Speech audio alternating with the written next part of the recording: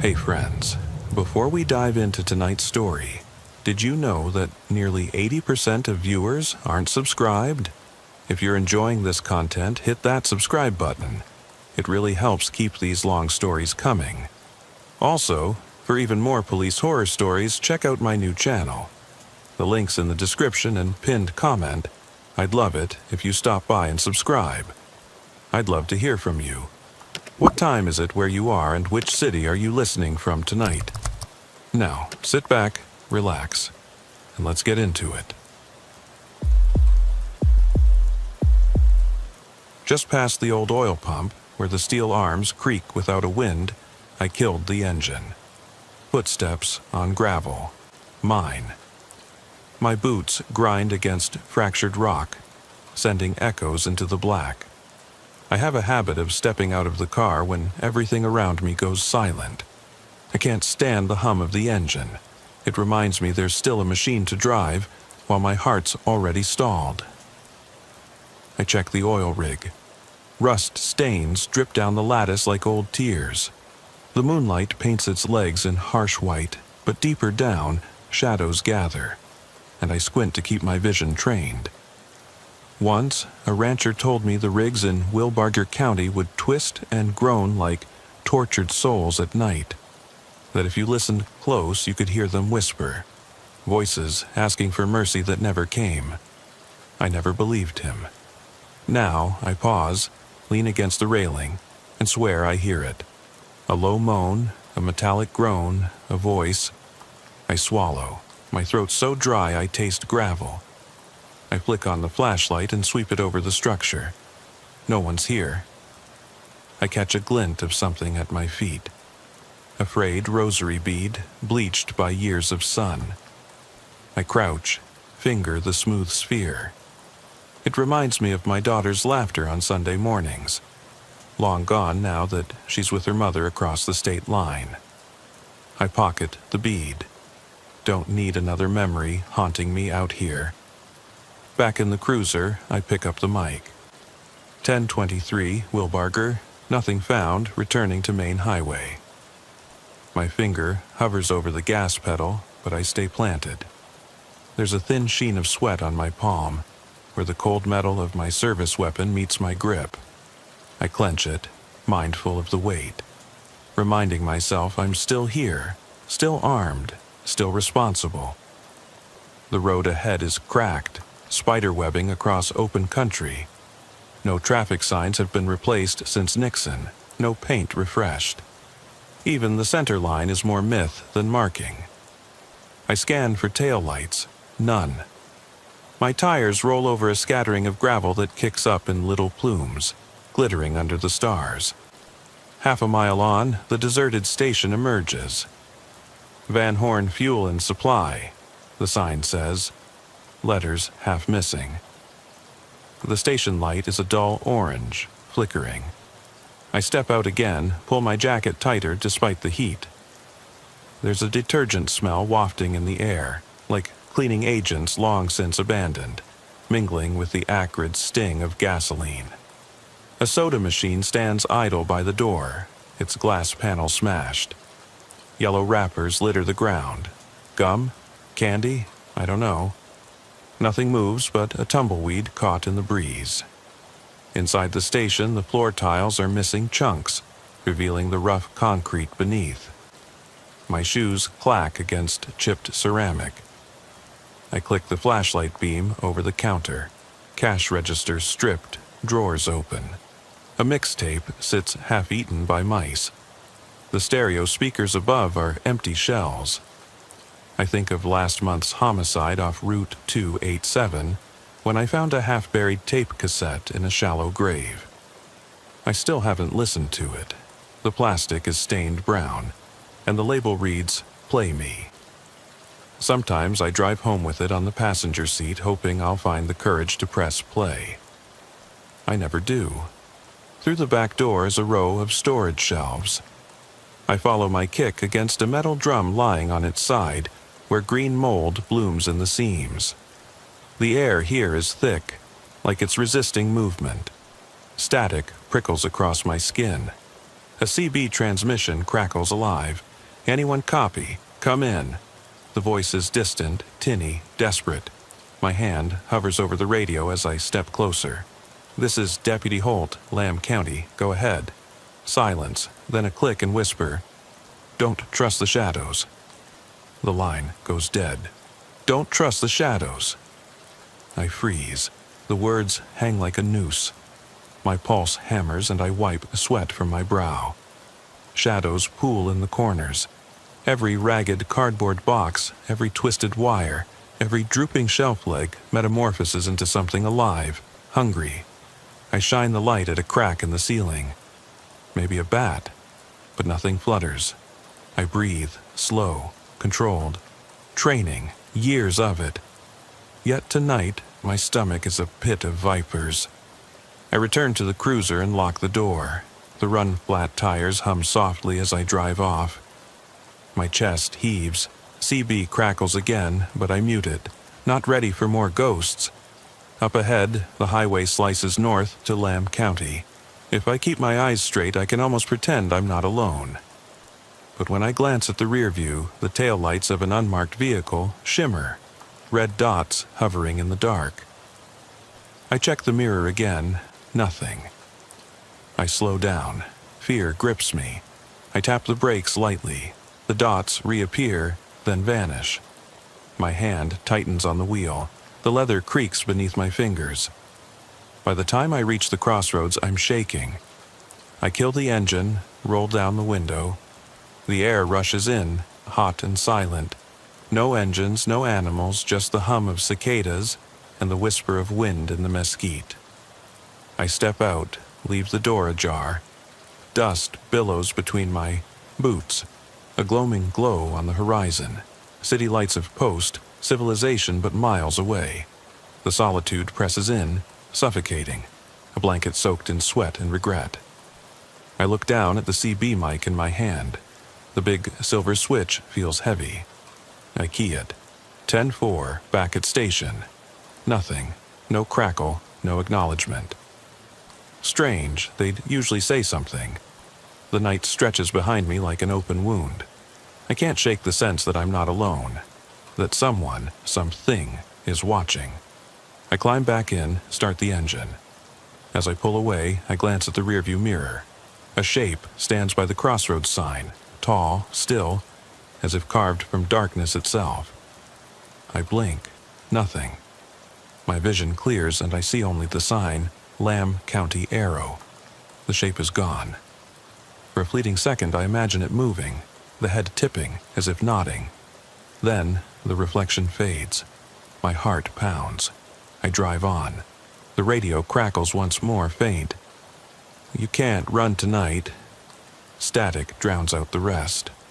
I snap off the radio and press my forehead against the steering wheel. I whisper to the empty cab, "Who are you?"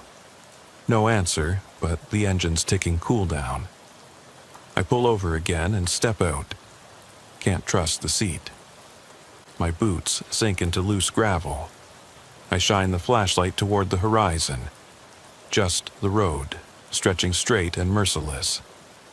I take a step, then another.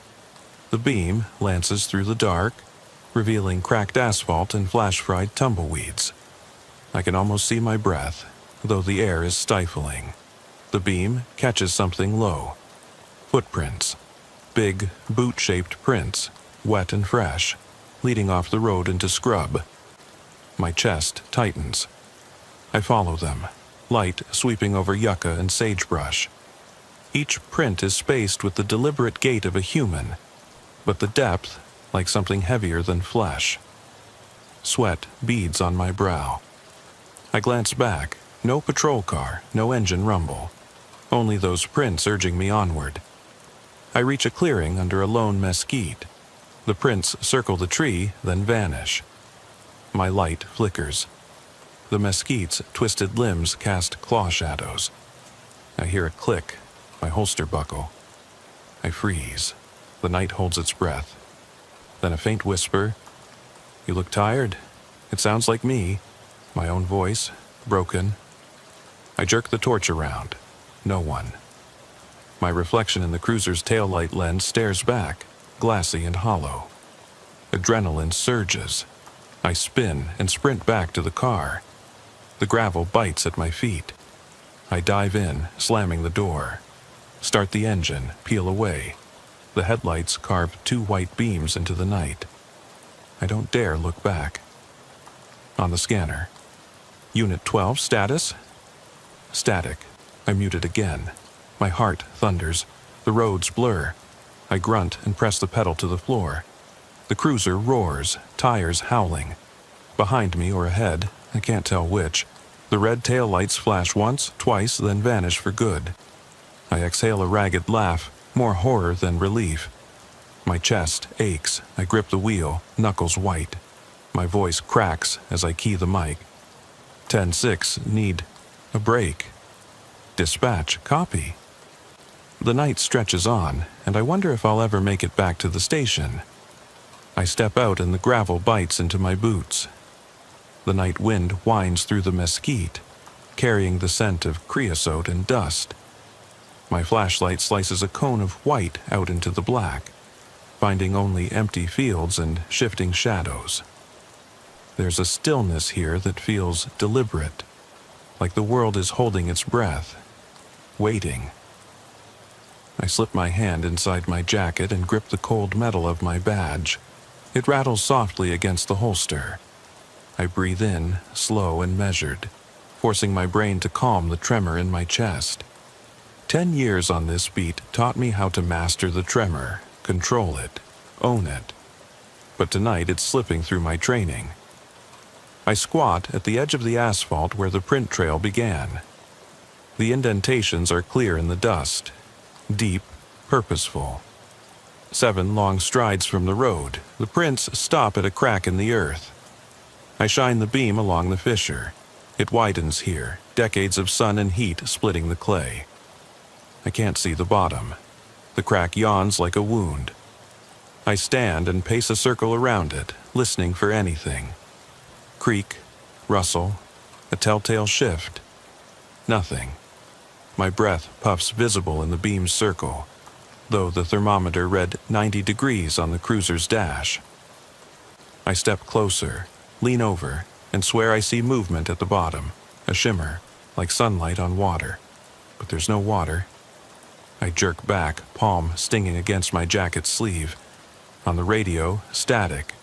Then a voice. "Holt, you copy?" It's Sergeant Alvarez from Post. Relief surges. I key the mic. "Alvarez, yeah, I copy. Where are you?" No answer. Only a click, then silence. I turn from the fissure. My light picks out the station again, the skeletal pumps, only they look different. The arms are higher, almost reaching for the sky. I blink. They're still broken in the same pattern, but now the moonlight shifts the shadows so they stretch like fingers. I peer at the rig. The base is sunk deeper into the ground, as if it's being pulled away. The metal groans, low and resonant, making my ribs vibrate. My hand flies to the holster.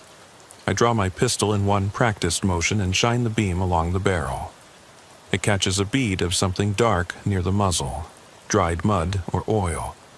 I exhale, focus. Not an omen, just grit. I follow the barrel's line upwards, expecting the arm to be still, but it trembles inhumanly. I react before I think, yell, "Hey, show yourself." My voice cracks. Silence. Then the beam flickers, and out of nowhere the rig's arm lunges towards me, swinging with impossible speed. I stumble back, drop the flashlight. It spins on the gravel, casting strobing circles on the steel. I dive for it, thumb the switch, and fire a burst into the darkness. The shot cracks like thunder. Rock chips explode at the rig's base. I curse, heart pounding. The beam stabilizes and I scan frantically. No target, only empty air. I stand, chest heaving, and yell, "Come on!" expecting a reply. None comes. I kick at the base of the rig. It stands motionless. I kick harder. The star falls, and far off, I think I hear a soft chuckle. dry, contemptuous, and too low for human lungs. I stumble back, grab my flashlight, and race to the cruiser. The door slams behind me. I lock it. Fingers fumbling, I hook the weapon back in the holster. My badge clinks. I lean forward, start the engine. The dashboard lights bloom, reflecting in my eyes. I flash the headlights on the rig. White light spills across the structure, and I see it clearly for the first time. Smeared handprints along the metal, black as tar. No human could leave prints that spread and distort like that. Skin and shadow fused. I drive off, leaving the rig behind, but a stain of dread creeps through me. The road is empty. Every mile marker passes in silence. I don't dare check the mirror. Instead, my eyes stay on the cracked yellow lines. Each one looks broken, like my bones. My radio crackles. "Status, Holt?" I mutter, "I'm returning," and kill the mic. No one needs to know. I reach the crossroads where Route 287 meets County Road 214. The sign glows pale under the light. Flickering. I stop. Cut the engine. Step out again, drawn by the growing dread. The print trail resumes here, each step stamped into the asphalt, pointed west where the darkness deepens. I feel their weight beneath my boots. Blade-sharp anxiety floods me. I crouch and press my palm into the dust. Cool, gritty. The prints feel fresh, minutes old. I shine the light down the western path. The beam sifts through the black, picking out a single figure at the curve's edge. A man in silhouette, wide-brimmed hat tipped low, shoulders broad. He stands motionless. I stand, light trembling in my hand. "Who are you?" I bark. No answer.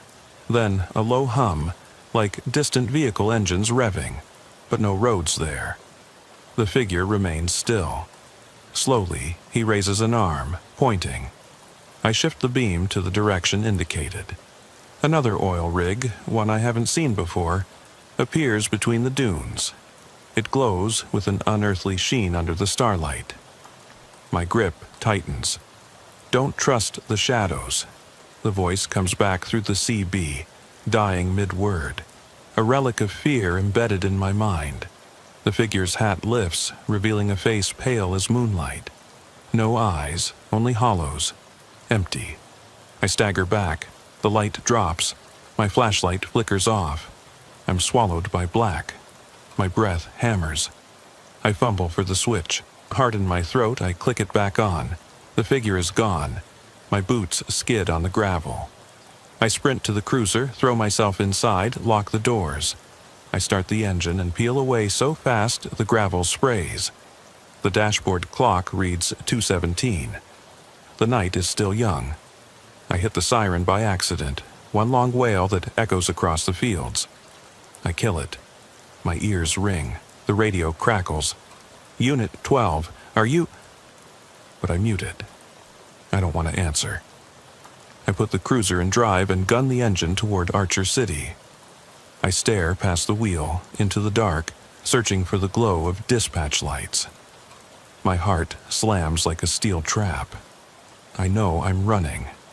Running from the emptiness at my back, from the hollows in my past that twist into the shadows out here. Running from the thing that moved like a man but felt like a nightmare.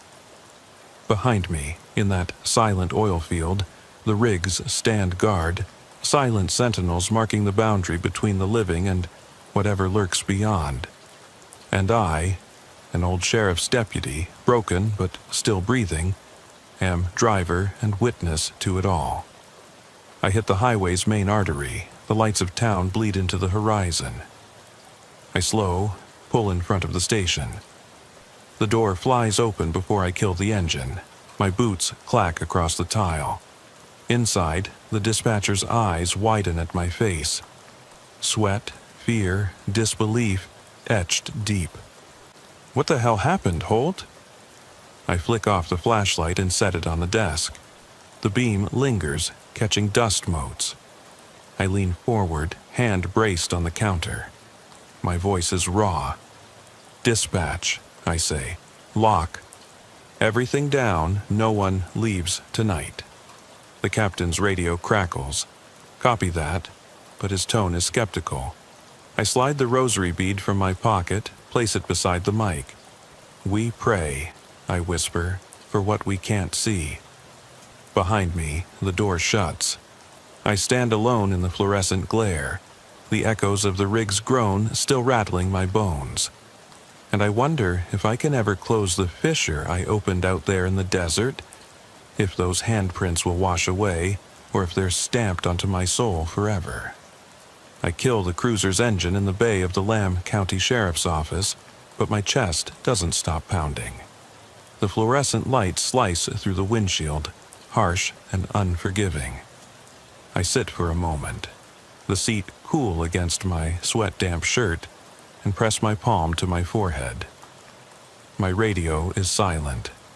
No dispatcher checking in, no backup dispatched on my panic call. Just the echo of my breath and the distant hum of the town's night machinery. The water treatment plant turbine, the auto shop's neon sign flickering, the hum of streetlights. After what feels like an hour, I'm stiff enough to move. I open the door and step onto the cracked pavement. The night air here is different, thicker, laced with the scent of cedar and distant livestock. The station's back entrance faces a chain-link fence that backs into scrubland. I walk to it, my boots scuffing against the gravel, and peer through. The mesquite and prickly pear are black masses against the horizon, but beyond them, the oil rigs loom, faint silhouettes like ghost sentinels just past the tree line. I took a bead from that muddy rig, those smeared handprints, and tucked it into my pocket before I came in. I fish it out now, turn it over with my fingers. It's rough, coated in grit and something sticky. I wipe it on my pant leg and catch a sharp scent, ozone, like electrical discharge but rotten. I raise it to my nose, stale sweat and something like decay. I pocket it again, gotta get it checked. Chemical analysis, maybe. If I'm going mad, I want proof. I return inside and find the captain in the records room, eyes red-rimmed over a stack of patrol logs. He looks up, startled. "You okay?" he asks. His voice is low, wary. The desk lamp casts half his face in shadow. I shake my head. No. I lean against the doorframe. I saw him again. He closes the ledger. "Who?" "The silhouette, the one at the crossroads." My voice is flat, but my hands tremble.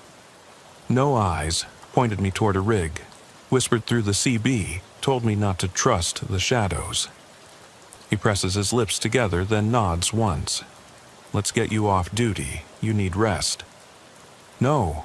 I shove off the frame. "I'm not stopping until I know what I'm dealing with." I stare at him. "You want to believe it's a hallucination? Fine.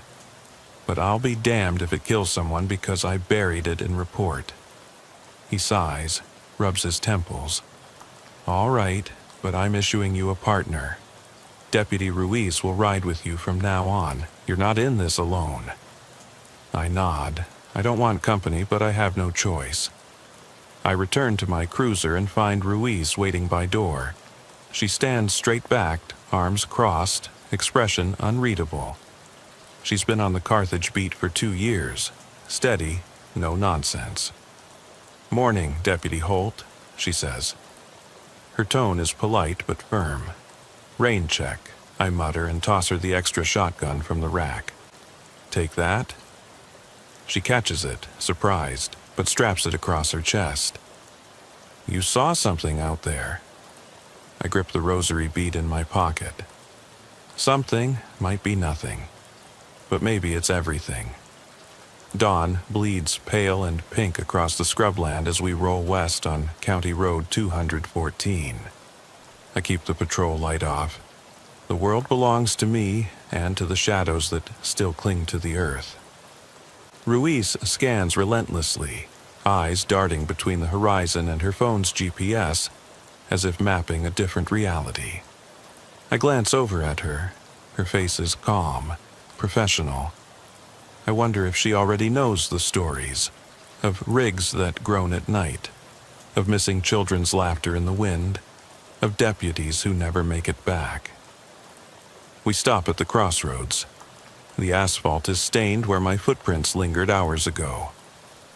I step out again, Ruiz behind me, shotgun ready. I push my flashlight beam into the darkness toward the mesquite line.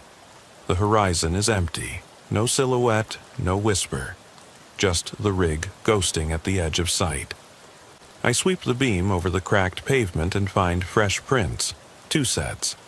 Mine and another set, shaped deeper, wider, like someone larger than me. I kneel, run a gloved finger through the dust. The prints vanish after 10 feet, end abruptly at the desert edge. I stand and rub my neck. Ruiz shines her light over the ground. "Nothing," she says. "Not nothing," I say. "Something." My voice trembles. Someone was here, walking beside me, watching. She frowns. "You want to open up about last night?" The question hits like a bullet. I swallow, glance at the rig at the tree line. It's still. But in the dawn haze, the metal seems softer, like flesh. I grit my teeth. There's no time for therapy. We need to find out who or what left those prints. Ruiz reaches into her jacket and pulls out a handheld GPS and a small drone controller. I brought a drone, thermal, ranges about a mile. We can scan the scrub for recent heat signatures. Relief and annoyance war inside me. Relief that she believes enough to bring equipment. Annoyance that I need her to do the looking. But I nod. Do it. She powers up the drone. It rises, humming like an angry hornet, and angles toward the flats. On the monitor, drifting too slowly, a patchwork of browns and grays bursts to life. The rig silhouette becomes a bright heat spot surrounded by cooler ground. She pans south, north, west, past the rigs, past the fence. At the horizon, a new heat source flickers, then moves, a faint trail of warm footprints. I lean in, zoom. Ruiz adjusts the feed. A figure emerges.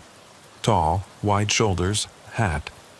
It's standing 10 feet from another rig. Her voice is flat. There's someone out there. My heart stutters. Let's go. We drive down the embankment to where the drone marked the figure. The rig's rusted legs tower overhead. My flashlight picks out smeared prints on the metal again, like before, but larger. 2 pairs, side by side. I glance at Ruiz. Her face is ghost white. I crouch and shine the light upward, tracing the prints.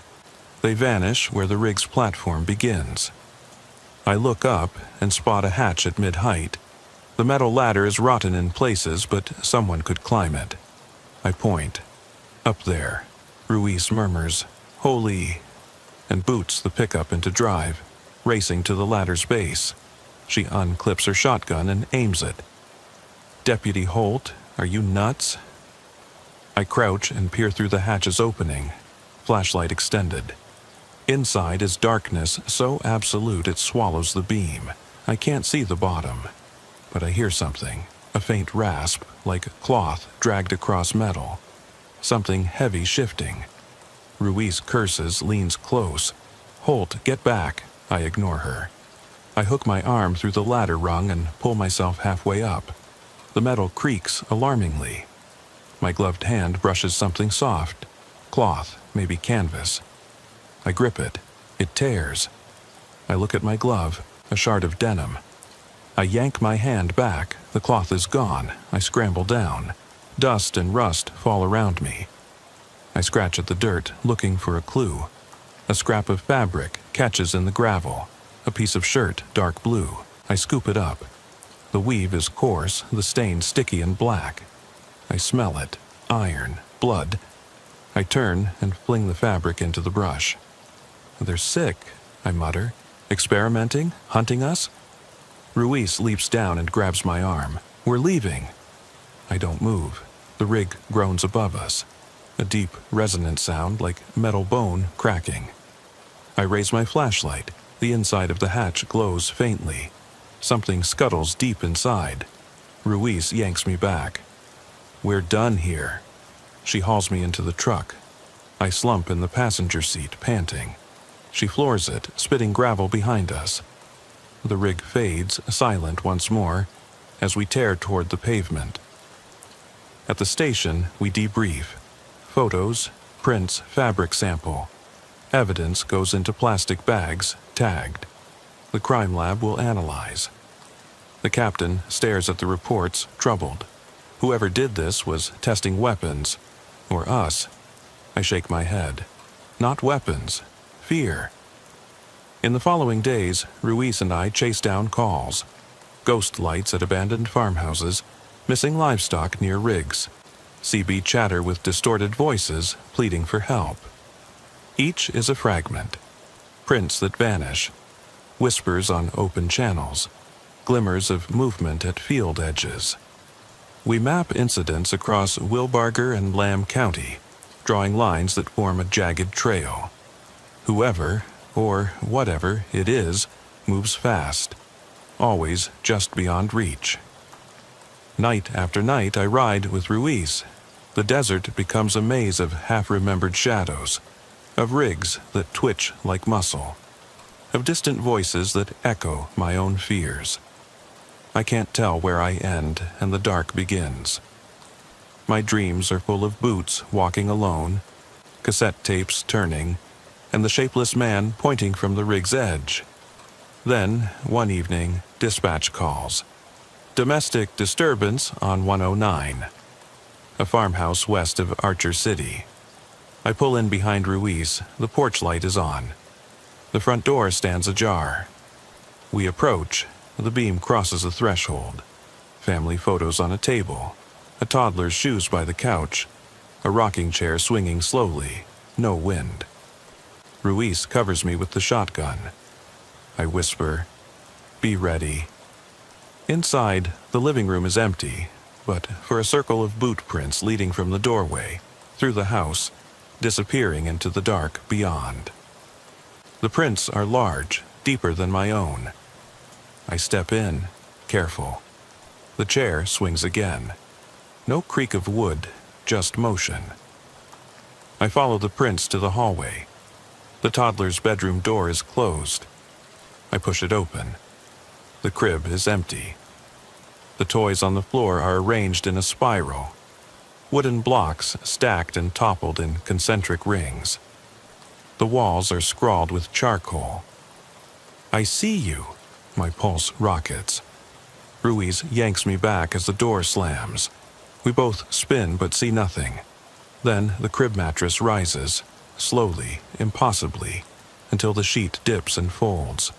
A shape emerges, dark, shifting, like smoke. It leaps free, slides down the hallway, and bursts through the back wall into the yard. We run outside, flashlights swinging. The yard is empty, the screen door torn off its hinges. In the dirt, fresh prints vanish into the field. Beyond, rigs stand silent sentinel. The night wind carries a distant laugh. A child's giggle that stretches into a scream. Ruiz and I lock eyes, no words needed. We head back to the cruiser, collecting prints along the fence, whispers on the scanner, the ghost trail guiding us deeper into the country's marrow. The next morning, I sit alone in my office, rubbing my temples. A knock at the door, the lab tech. She holds up a slide. Your sample. I take it, stare at the blood smear under the microscope. It's human. A B positive, rare. That could belong to the rancher's daughter, the toddler, the missing children.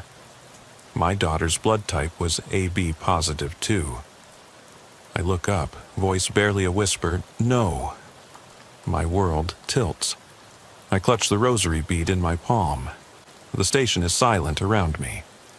I press my forehead to the door, overcome by a dread that's no longer professional. It's personal. footsteps outside. I stand.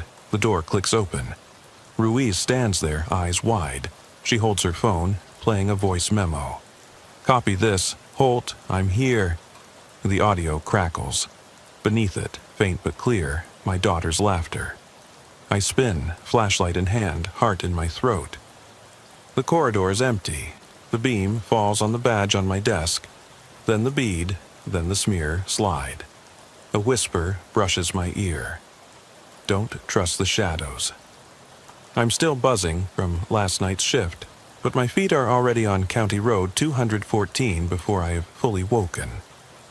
Dawn's arms are pulling open the sky, and the rigs on the horizon look like silent giants, their silhouettes etched in bruised purple. Deputy Ruiz is in the passenger seat, quiet. Her shotgun rests across the dash. Neither of us speaks as we roll toward the old Harper farmhouse on the south side of Archer City. The Harper place sits back from the road, half hidden by mesquite. The wind has kicked up, carrying tumbleweed and dry dust. The front door hangs open on one hinge, swaying like a pendulum. I kill the engine. My hand hovers on the door handle before I place it gently. The wood groans, far too loud, and I push it the rest of the way. A rush of stale, hot air greets me, laced with sour milk and something coppery. Inside, the floorboards are worn narrow by generations of footsteps. Each creak under my boots echoes through empty rooms. I flick on the flashlight, and it cuts a tunnel of light through floating moats. The living room is empty except for antique furniture and an old phonograph in the corner, its horn lopsided. I step around a bent rocker, following faded floral carpet to the kitchen. Rusted spoons hang crooked on a rack. A kettle sits on the stove, dry, caked with dust, but one burner is smashed. Ruiz sweeps her light behind me. "They left in a hurry," she murmurs, stepping over a shattered plate. I nod, my throat tight. Blood smear around a coffee mug stained black. I shine my beam on a pattern of muddy boot prints tracing from the back door to the living room. Only one set, mine from last night. I crouch, touch the edge of a print, cool and hard. Dried mud, not fresh. A cold prickle zips from my spine. I stand and head toward the hallway. A child's drawing is taped to the wall, crayon scribbles of stick figures under a blazing sun. One figure is missing arms. A red smear streaks the paper. I feel bile rise. I tear my eyes away and continue down the hall. The doors are shut. I reach the first one, bedroom labeled Emily. The knob is warm. I catch that in my periphery. Warm. Someone was here minutes ago. I twist it. The door swings open into darkness. The flashlight swings up. Pink walls scrawled with childish handprints, but in the center letters scratch deep. Help me. The handprints are larger than child's, almost adult size but smeared. Panic hammers in my ears. I step in and the beam lands on the bed. The mattress is folded at the foot, sheets tangled. I lean forward, breathing hard. There's a faint rustle. Something moves beneath the covers. "Don't," I whisper, thumb on the holster. I flip the covers back in one motion. The frame is empty. No one's there. Only the mattress imprint. A shallow depression, like someone sat and then vanished. My reflection stares back from the window, hollow-eyed, sweat-slick. I close the door slowly. Behind me, a soft thump. I spin. The door creaks. I swear it wasn't like that a second ago. My heel catches a wire on the floor, and I stumble. Ruiz's light cuts to my face. "Holt!" She sees the drawing in my hand. It's ripped from the wall. "What is that?" she demands. "Emily," I say. "She's gone." I hold up the picture. The handprint near the sun, smudged, the lines thick with something dark. I touch it, not mud this time. It's sticky like congealed blood. We race back to the living room. I grab the radio. Dispatch, this is Holt. Missing persons at Harper Farmhouse. Possible abduction. Send air unit. Nothing but static. I slam the mic down. No response. Clifton Aeromedical lifted off hours ago. No one's left in the sky. Ruiz grabs my arm. Search the well, she says. The front yard slopes to a fenced well. I follow reluctantly. The well is covered by a rusted grate, chained. The chain is cut, links scattered. I kneel, shine the light down the shaft. Only darkness. No rope, no bucket. My stomach roils. I lean in. The beam picks up something clinging 10 feet down. A small white shoe, sole facing me. I twist the grate aside. Rust flakes in my glove. I lower the flashlight head first, heart hammering. The beam glints on the shoe, barn dirt caked along the seams. I nod to Ruiz. She ties a rope to a post and lowers a throw bag. It swishes into the black. Minutes pass. I hear her call. Got it, she hauls. The rope jerks. Up it comes, a towel, soaked, sticky, tied in knots too small for a child to make. I undo a knot. It's soaked in brown streaks. I pull at it. Something shifts inside. My glove brushes fabric. I yank it open. Inside is the doll. Porcelain face cracked, eyes gouged. Its tiny body is wrapped in that same cloth. It's empty. No stuffing, no hair. A single button is sewn into the chest. A tarnished badge with no number. I hold it up. The metal glints. A badge from Lamb County, but months old, not issued to me. I pocket it, numb. I blink. The well shaft behind me is silent. I look down again. The beam lands on a new print on the dirt floor. Enormous, boot-shaped, toe pointing inward, toward me. I stifle a scream. Ruiz tightens her grip on the shotgun. We stare at the print, then at each other. No, I whisper, it can't. But the print is there, too large to be mine, too deliberate.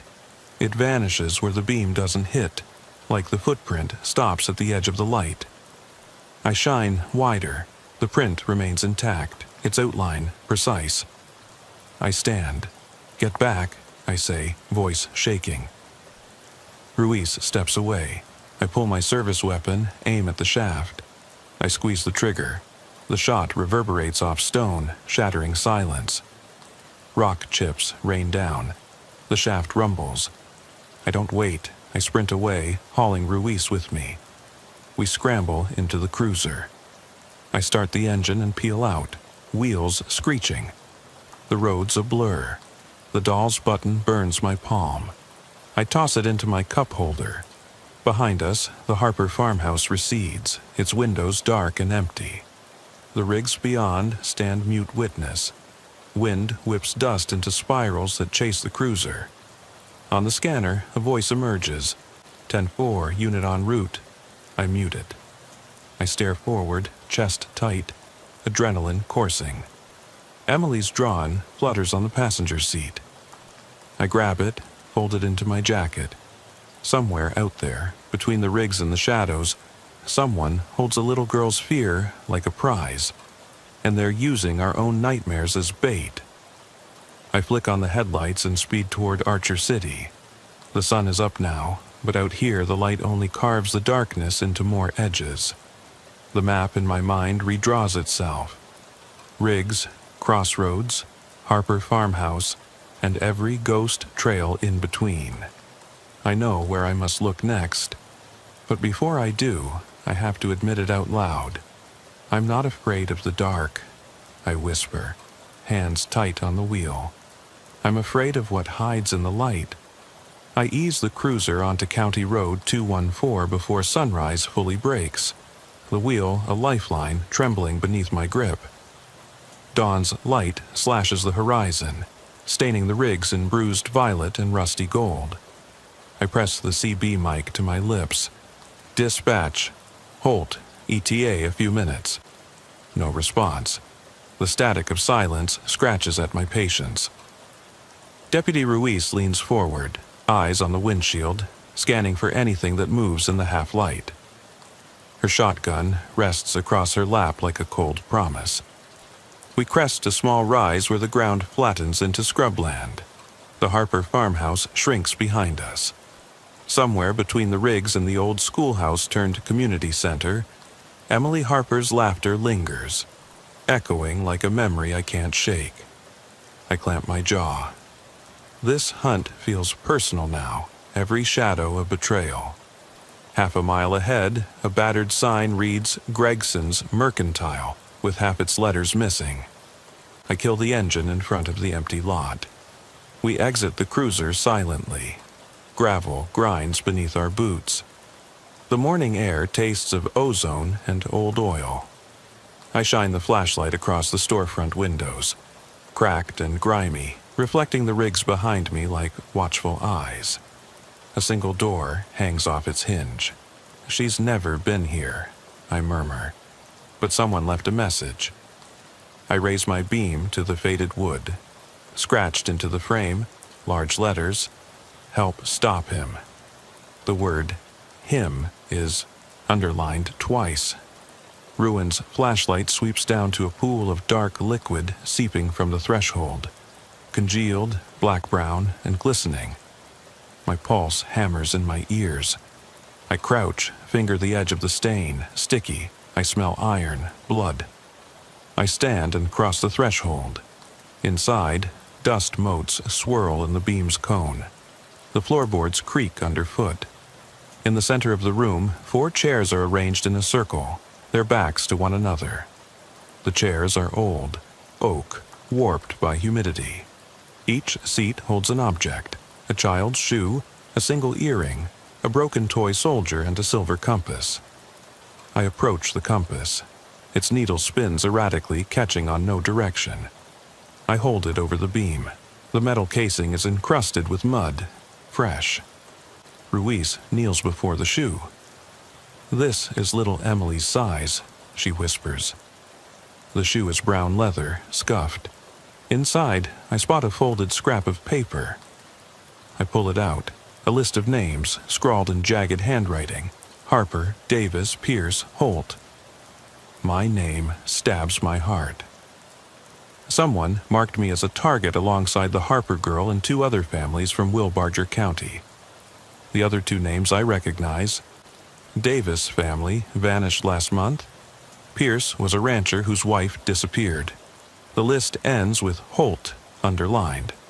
A slow dread seeps in. I glance at Ruiz, her face ashen. "We've been traced," I say. "He's not just hunting kids, he's hunting us." Footsteps crack the silence outside. We spin. The front window rattles. I sweep the beam out. Nothing. Then soft tapping, slow, against the glass. Tap, tap, tap. I edge toward the window. The tapping stops. Ruin's shotgun clamps tighter. I press my palm to the glass. It's cold. Outside, footprints press the gravel in a half circle. 2 deep boot prints stopping short of the wall. No sign of a person. I back away, breathe shallow. Every fiber screams to run, but I can't leave those families in danger. I push past Ruiz toward the back exit. The boards are splintered. I force them aside with a kick. Metal snaps. We spill into the dirt alley behind the Mercantile. Faint tire tracks veer toward an access road leading to the rigs. We follow. The drone is already in my pocket. I activate it. It hums up, camera whirring. I watch on the monitor as it climbs above the rigs. The image resolves to a panorama. Rigs, scrubland, the Mercantile. Then, at the far edge of the feed, I see a glimmer, white against the dust. Zoom. It's a figure kneeling beside a small body at the base of a rig. The body is covered in a quilt, still. A small hand protrudes. The figure stands, tall hat tipped low. The drone feed shudders. The figure turns, faces the camera. No face, just darkness. The drone camera glitches, static bursts, then cuts. I fling the controller aside. He's moving kids between rigs. We have to stop him now. Ruiz shakes her head. We're outgunned. I slam my fist into the truck door. Not tonight, we bring them home. We race down the sandy track toward the rig. The ground trembles under our tires like a warning. We round the base of the structure. The shadowed hatch gapes at us. I kill the lights. We slip out, boots silent on the earth. I shine my beam at the ladder. The hatch is closed. I check my pistol, round in the chamber. I lean close to the steel and whisper, "Too slow." Then I kick the hatch. It bursts inward. I fall through onto a grated platform. The air is musty. I pull Ruiz through behind me. Above us, a faint whine. Rotor blades from another drone sweeping inside. My teeth clench. He's guarding the space. I sweep the light around. Cables snake along the walls, ending in cloth sacks and harnesses, each marked with a name tag. I scan them. Pierce, Davis, Harper.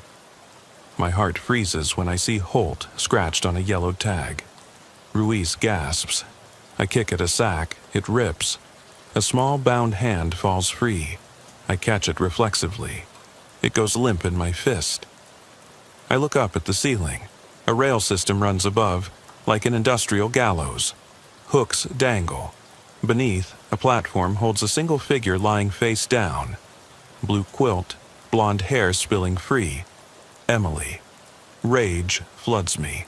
I leap for the rail hooks, hauling myself upward. My boots scrape sparks off metal. I unhook the harness holding Emily in place. Her breathing is shallow but alive. I hear clicking behind me. I spin, gun raised. The tall figure steps into the beam, coat muddy, visage blank. It raises its hand. I fire. The shots tear through the metal walls, ricochet off beams. The figure staggers, but I keep firing. Sparks fly where bullets meet metal. Ruiz runs to Emily, cutting straps. I rack the slide of my pistol, empty. I toss the weapon aside, barehanded. The figure lunges, I tackle it. We crash onto the grated floor. He fixes me with a glare of pure void. I shove him. He sails backward into a console, wires sparking. A fuel pipe ruptures. The hiss of gas fills the air. Ruiz shouts, "Holt! Explosive!" She hauls Emily to her feet. I scramble up, dragging this whole, unmoving figure. I shove it through the open hatch. It falls into the abyss, screams, swallowed by steel. I slam the hatch shut, bolt it. We race back down the ladder. Ruiz cradling Emily, tears in her eyes. At the bottom, she hands Emily to me. The girl's eyes flutter open, blue and burning with fear. I wrap her in my jacket, whisper, "You're safe." Behind us, the rig trembles. I sprint to the cruiser, blast the ignition. Sparks erupt from the rig. Flames lick the metal structure. We peel out as it explodes in a roar that shudders the earth.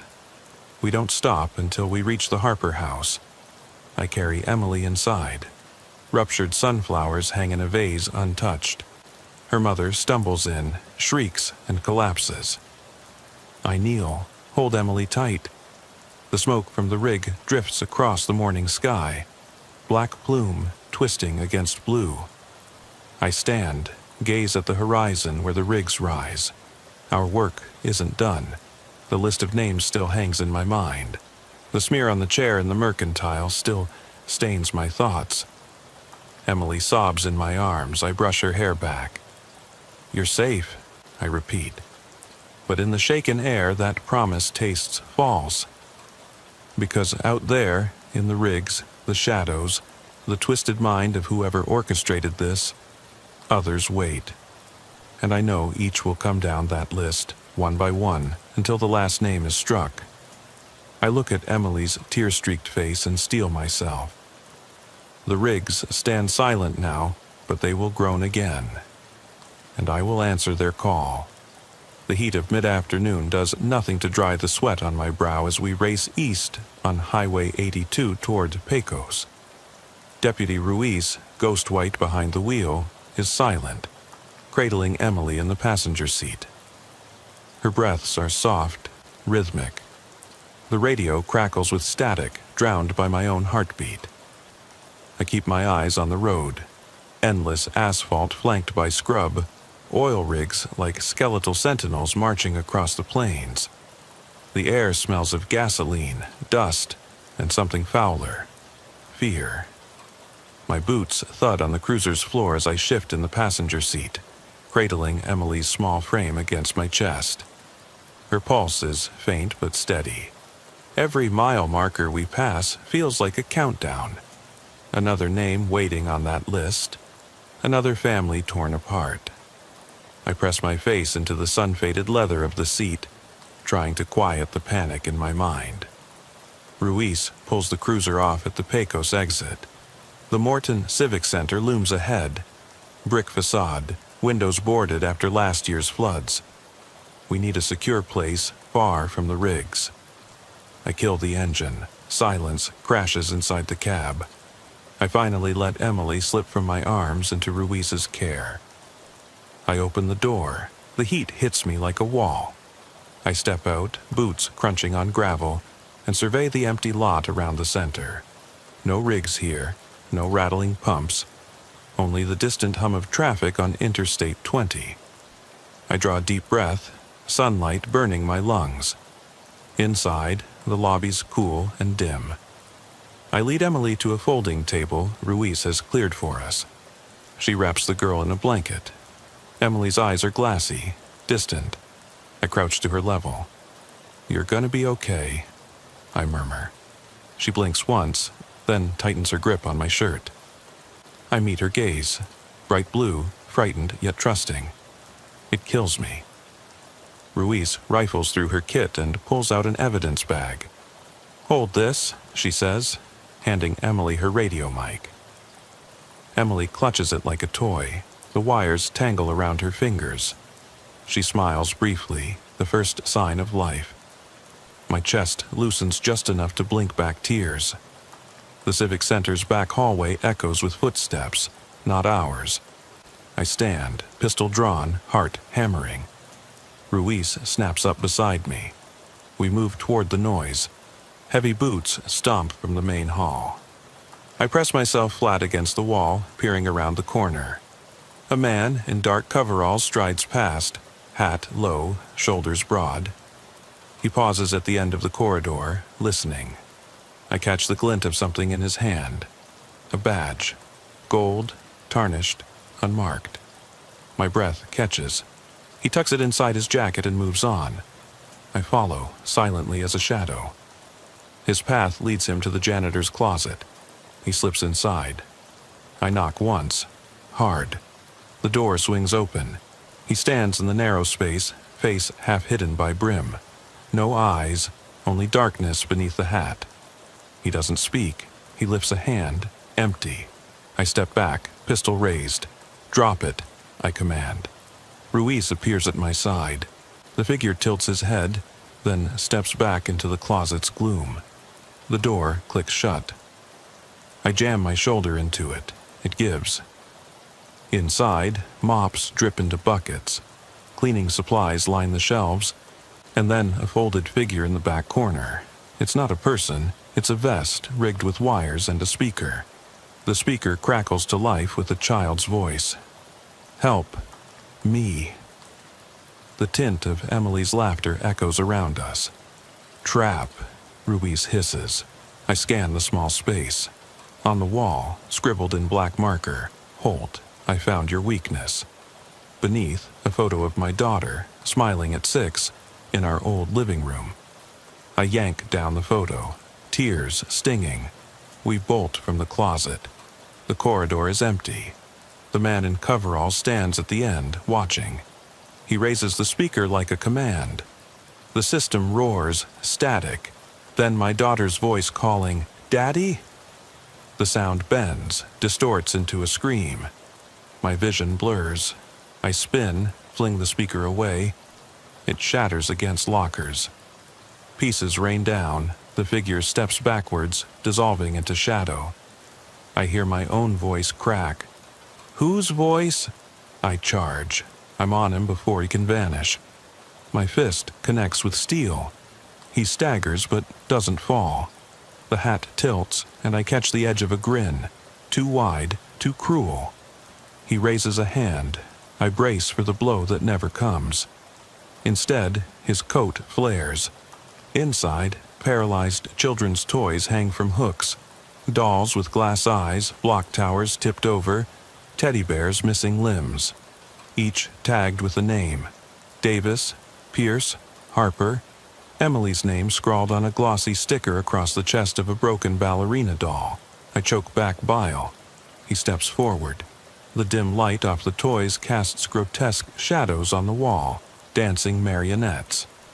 I aim my pistol at his heart. The hammer clicks empty. My hand shakes. He glides closer. His voice is my own, low and soothing. You won't shoot your own blood. I yank the trigger. The empty chamber clicks. He stops, smiles, then disappears, leaving only echoes of laughter and rustling toy parts. I drop to my knees, panic ripping through me. Ruiz grabs a cell phone and calls dispatch. My head thumps. I'm drowning in guilt and rage. I beg for air. Outside, sirens blare. Rescue, SWAT, more cars. Emily's blanket flutters in the breeze. I stand, boots slick with sweat. I scoop up the broken ballerina doll, heart in my throat. The sun sets low, painting the Civic Center in blood red. I look at the horizon. Oil rigs stand silent, awaiting the dark. I hold the doll to my chest, whisper to its cracked face, I promise, I'll save them all. I shut off the engine and we stand in the dying red glare of the Civic Center's emergency lights. Emily's eyes, dark and wary, lock on mine. I force a reassuring nod, even as my insides twist. Behind us, the flood of deputies, medics, and SWAT teams fan out, their radios buzzing like cicadas in the still heat. I clutch the broken ballerina doll to my chest, its one remaining arm motionless, as though frozen mid-dance. Ruiz steps forward, her voice low. Captain wants a sit-down. Now. I look at Emily. She tugs my sleeve, small fingers brushing my badge. I kneel and press the doll into her hands. Keep her close, I murmur. She nods, whispering, Don't worry, Deputy Holt. Her calm steadies me more than any firefight. I rise and walk toward the command post, a makeshift tent under yellow floodlights. Outside, a tactical map is spread on a folding table.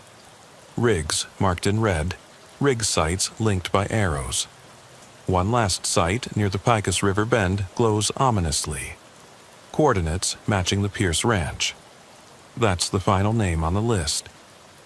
My blood runs cold. Inside the tent, Captain Sledge doesn't look up as I enter.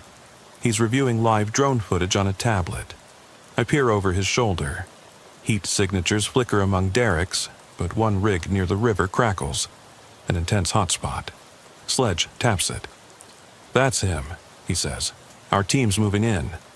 Relief stabs me, but Sledge's eyes are hollow. Holt, this thing you're chasing, I don't think he's human. His words drop like stones in a well. I swallow. Then what is he? He shakes his head. Something born from fear itself. We drive out in an armored SUV. Emily is strapped into Ruiz's patrol car behind us, clutching the doll. I watch the rigs race past through the tinted window, countless silhouettes, each a potential death trap. At the ranch turnout, we disembark into the gathering twilight.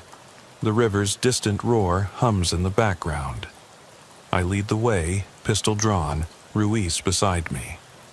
The ground crunches underfoot, dotted with tracks. Some ours, some larger, older. Ahead, the final rig stands alone against the broad sky.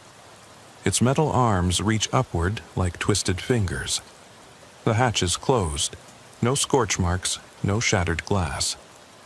I glance at Sledge, who nods. I kick the hatch. It swings inward silently. No groan. I step through. The platform above is empty. The interior still smells of oil and dust, but there's something sweeter beneath it, an undercurrent of rot. I sweep my flashlight along the rail hooks. Empty. I step deeper, the grate thudding beneath my boots. The air shifts. It's cooler here, almost damp. I hear it first as a breath, slow, deliberate, from somewhere above. I raise my light. At the ladder, a dark smear trails up the rungs. I climb, pulse thrumming. At the top, the hatch opens onto a narrow catwalk. I squint at the far side. The corpse of a man, Pierce, slumped against the rig's leg, one arm limp, the other clutching a tangle of wires. His face is gone, skin peeled back like pages. I gag. Then movement. A figure steps into the beam, same broad shoulders, hat tipped, coat stained black. But now he trembles, like wind through reeds. His form flickers. His voice, when he speaks, is a chorus of every call I ever answered. 10-8. 10-8. The words loop, distorting. My holster feels heavy. I draw my pistol. The figure raises its hand, and the barrel of my own gun presses against my temple from behind. I freeze. I turn. Nobody's there, but the barrel is ice cold. A whisper. I am your fear. The catwalk creaks. The rig's lights flicker. I spin the beam downward. Reflected in a pool of oil is my own face, eyes wide, mouth open in terror. The whisper winds around me. You cannot save them. The corpse of Pierce slumps forward, sliding off the platform with a metallic clatter I hear even over pounding blood in my ears. I stumble back, crashing into the hatch. It latches shut. I wrench it open again, but the catwalk is empty. Outside, the lights of the SUV glow. I leap out, breath ragged, pistol trained on the rig. Nothing moves. I scan the ground. A single set of footprints leads away, crossing the riverbed toward the flooded plains, then fading into the rising dark. Ruiz's voice crackles in my headset. Holt, you okay? My vision swims. I kneel, pressing the rig's cold metal as though I could anchor myself.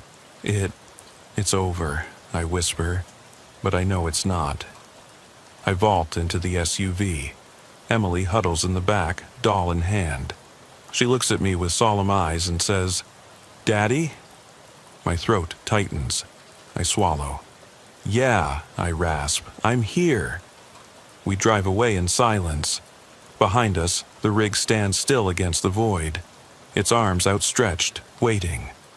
The river reflects the dawn's blood-washed sky, and I realize I didn't chase a man. I chased the darkness inside me. Now, with the final name crossed off, there's nothing left but echoes, and the whisper that stays. I am your fear. My knuckles are white on the wheel, and in the mirror I see a shape in the back seat, taller than Emily, leaning forward. But when I look again, there's only me and a broken doll. The dawn breaks over the scorched earth, but the shadows linger, and I know they always will. The SUV's tires kick up dust as we tear away from the Pierce rig, engines and sirens swallowed by the desert's yawning hush. Emily slumps in her seat, clutching the broken ballerina doll with both hands. Her wide eyes track me through the rearview mirror. I keep my jaw locked, focusing on the cracked asphalt unfurling ahead. Each mile a heartbeat, and I'm running on nothing but adrenaline and dread. We cross the Pecos River Bridge in near silence. The water glints amber beneath the sunrise, deceptively calm. Downriver, rigs stand half-submerged in scrubland pools, spectral watchers. I flick the radio to life. All units, suspect appears to be dissolving into the landscape. Proceed with extreme caution. Static burbles out. The dispatcher's words claw at my mind. Dissolving into the landscape. He's never been a man. Ruiz glances back at Emily, then at me. I nod once. She guns the engine onto County Road 201, wheels spinning loose gravel. We leave the rigs behind, far behind, but their memory lingers in the rising heat haze, twisting the horizon like smoke. I press my palm against the worn dashboard. My skin still burns from the metal of that rig. I swallow, tasting copper and dust. I glance at Emily. "You okay?" She stares at the doll's cracked arm. "He wanted me," she whispers. My chest tightens. I want to tell her it's over, but truth tastes like ash. Instead, I touch her shoulder. "You're safe now." We pull into the Cahill Ranch Road turnout. The sun strikes hard, baking the earth. A chopper from DPS circles overhead, rotors chopping the air. The SUV rattles as we park. I step out, adrenaline finally draining, leaving my knees weak. I draw a deep breath of ozone and exhaust. Emily climbs out slowly, arm linked through mine. Ruiz takes the doll and places it gently in the center console. "We'll get you home safe," she tells Emily, voice firm. Emily nods, pressing her face against my leg. I wrap an arm around her shoulders. Captain Sledge strides up, hat in hand, face grim. "The labs confirmed Pierce's blood on that badge. Your badge from that rig." He pauses. "Blood that isn't human." My gut twists. I swallow. I know. Sledge glances toward the rigs shimmering at the horizon. The rigs are quiet now. No activity, no heat signatures, but reports from Wilbarger and Lamb suggest a lull only, a precursor. He meets my gaze. There's always another sunset. I nod. Each word cements in my chest. Then we'll be ready. Behind us, the chopper banks west, dispersing dust. Emily lifts her head, shading her eyes. "Can we go home, Daddy?" Her voice trembles. I straighten, brush dust from my jeans. "Yeah, let's go home." We climb back into the SUV. I slide into the driver's seat and catch my reflection in the rearview mirror. Hollow eyes, unshaven stubble, uniform stained with grime. I trace a finger over my badge. It gleams defiantly. I press the ignition. The engine roars, drowning out the cicada's dirge. As we pull onto the highway, I look once more at the rigs retreating into the morning haze. The shadow man they birthed may have vanished, but the darkness he carried remains, etched into every scarred piece of metal, every broken home, every child's tear-streaked face. I grip the wheel and whisper, "We finish the hunt, but the war goes on." Emily leans against me, breathing steadier. Ruiz drives in rear, vigil as ever. I guide us toward home, Lamb County Station, where a life once waiting for me now exists beyond these nightmares. I cannot promise the shadows won't follow, but I will stand between them and the innocent. The road rolls open like a promise and a warning. With Emily safe beside me and Ruiz at my back, I face the sunrise. The rigs fade, but their echoes endure. And as long as fear stalks the plains, I remain the watcher in the dark, the one who answers the call, till the last name is struck from the list and silence finally falls. I can still taste the dust on my tongue. It's that same grit that settles in your throat on a dry Texas night. The kind that reminds you the world is wider than your headlights and lonelier than your thoughts. My name is Wes Carter. I've worn this badge for 22 years. First as a deputy in Archer County, then 2 decades here in Lamb County, northwest Texas, where the wind pounds like a warning and the stars hang like silent witnesses. I've driven these roads so many times that I know every crack in the asphalt, every broken fence post, every hollowed-out pump at Brown's fuel stop. But there was one night when that familiarity turned into something else, something that felt less like duty and more like confession. Tonight, I'm speaking into a microphone, unfiltered, offering every shiver, every hesitation, every heartbeat, as though it were evidence laid bare before you. It was a Thursday. October, I think, mid-October, when the heat finally loosens its grip but the nights stay stubbornly warm. I was on my usual graveyard shift, 10 to 8 until dawn. Radio set to Channel 2, Code 6.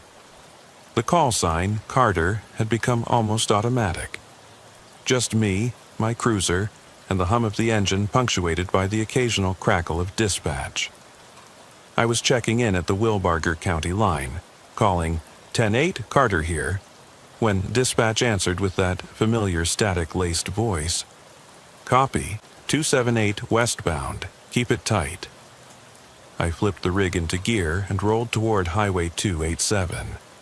The moon was a sliver, too thin to cast any real light, just enough to paint the outline of a moth drifting across my windshield. The CB hissed again, need backup west of 287.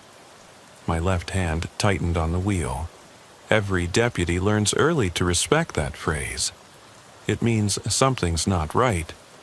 Could be a stranded motorist, could be a domestic in progress, but at that hour it usually meant trouble. 15 minutes later, I pulled up to Brown's fuel stop. Its neon sign flickered once, then buzzed into darkness. I parked on the cracked pavement, the cruiser's tires crunching gravel and aged asphalt. I left the engine idling, long enough for the dash lights to glow amber, showing me the battered gas pumps, the dusty shelves behind the glass doors, and the rusted chain-link fence that framed the perimeter. No one was coming here unless they were lost or looking for something other than gas. I stepped out, radio clipped to my uniform. The collar of my shirt itched with sweat. The heat this late in the year still clung to your clothes like a second skin. My boots crunched on gravel, and I could hear that distinct snap of limestone fragments shifting underfoot. I circled the pumps, peering into the shadows. The store's interior light was out, but a faint glow from the rear exit illuminated the broken glass. No footprints led to the door, just wind-blown dust and something newer. A set of narrow prints, a single path from the fence to the pumps, then fading into nothing. Dispatch, this is Carter. I'm on scene at Brown's. No one in sight. I'm checking the perimeter. My voice sounded distant, even to me. No response, just static. I tapped the microphone and tried again. Dispatch? Still nothing. The CB wasn't responding. In all my years, I'd never had total radio silence, especially not here, where the next precinct was 40 miles down a straight two-lane. I whispered to myself, "Great. Carter, you're on your own." I moved toward the fence, noticing how the slats were bent inward. Someone had squeezed through recently. I ran my glove along the cold metal, counting bent links, noting a strip of fresh mud on the bottom rail, like bare skin had pressed through. There were no clues beyond that. No footprints, no blood, no tire tracks. Just that half-finished trail and the open desert night. I holstered my weapon and clicked on my flashlight. The beam skated across the fence, revealing mesquite trees in the distance, their spines catching the light like jagged teeth. The wind kicked up, setting the wind chimes on the fence post to a slow, mournful ring. I froze. That sound, metal on metal, was a lullaby of unease. I've heard worse, but it never gets any less raw. A sudden snap of a twig made me whip the beam toward a rusted propane tank. Nothing moved. My pulse throbbed in my ears. I forced myself to step forward, each foot a declaration. "I'm here. Show yourself." I reached the propane tank. The beam caught something. A torn piece of denim snagged on a bolt. I knelt and tugged at it. It came free slowly, revealing the bluish threads of a shirt. Maybe a young man's. I could almost hear a voice in my head. "Deputy, we need help." But the emptiness answered nothing. I bagged the denim and stood, only to realize I'd drawn more than the wind's attention. Off to my left, past the shadow of the canopy, something gleamed under my light. A scratch of metal. I crouched and inspected. The edge of a sheriff's badge, face down in the dirt. Not mine, but the type issued 2 decades ago. Mine bears the current seal. Whoever dropped this had carried an old badge. That meant someone with history here. Either a former deputy or, God help me, someone impersonating one. I called out, "Show yourself." Lamb County Sheriff's Office. The emptiness mocked me. The chimes slowed, as if the wind itself tired of the game. 10 to 6, I said into the mic. I signaled imaginary backup, anticipating silence. But then the CB crackled. "Carter?" Relief and dread collided. I pressed the button. "Dispatch." Then the voice. "Carter, shut it off. Get back to the cruiser." I hesitated. "Why?" "No questions now." I looked at the old badge on the ground. I looked at the darkened station behind me. I knew 3 things. 1, someone had been here. 2, they'd worn a badge to get this far. 3, my supervisors had just told me to back down. My hand hovered on the radio mic. Normally, I'd comply. Chain of command, protocols, all that. But something in me snapped. All those years of chasing drunks off county roads, of scaring off trespassers, of making peace with the wind. That night, I realized I was chasing more than ghosts. I clicked off the radio and took a step back, then another. The wind roared in my ears. My flashlight trembled. My badge felt heavy against my chest. I took a breath and turned away, but not before whispering to the empty night, "All right. You win. For now." I walked back to the cruiser, heart hammering, mind racing with questions I couldn't answer. I climbed inside, locked the doors, and sat with the engine off. The wind chimes outside the broken window rattled, just out of sight.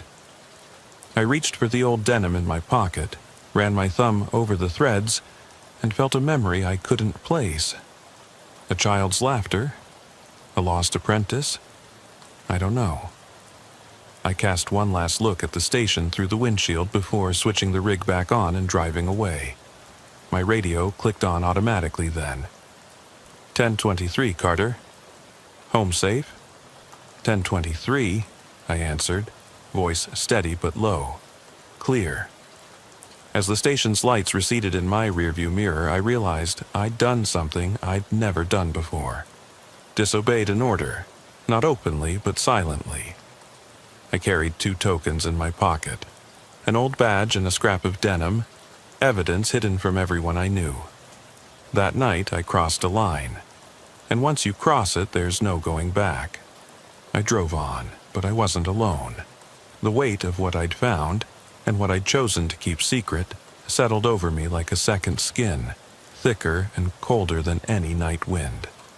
And I understood then that some truths are drawn out by dust and darkness, revealed not in courtrooms but in the quietest confessions of a tired deputy's soul.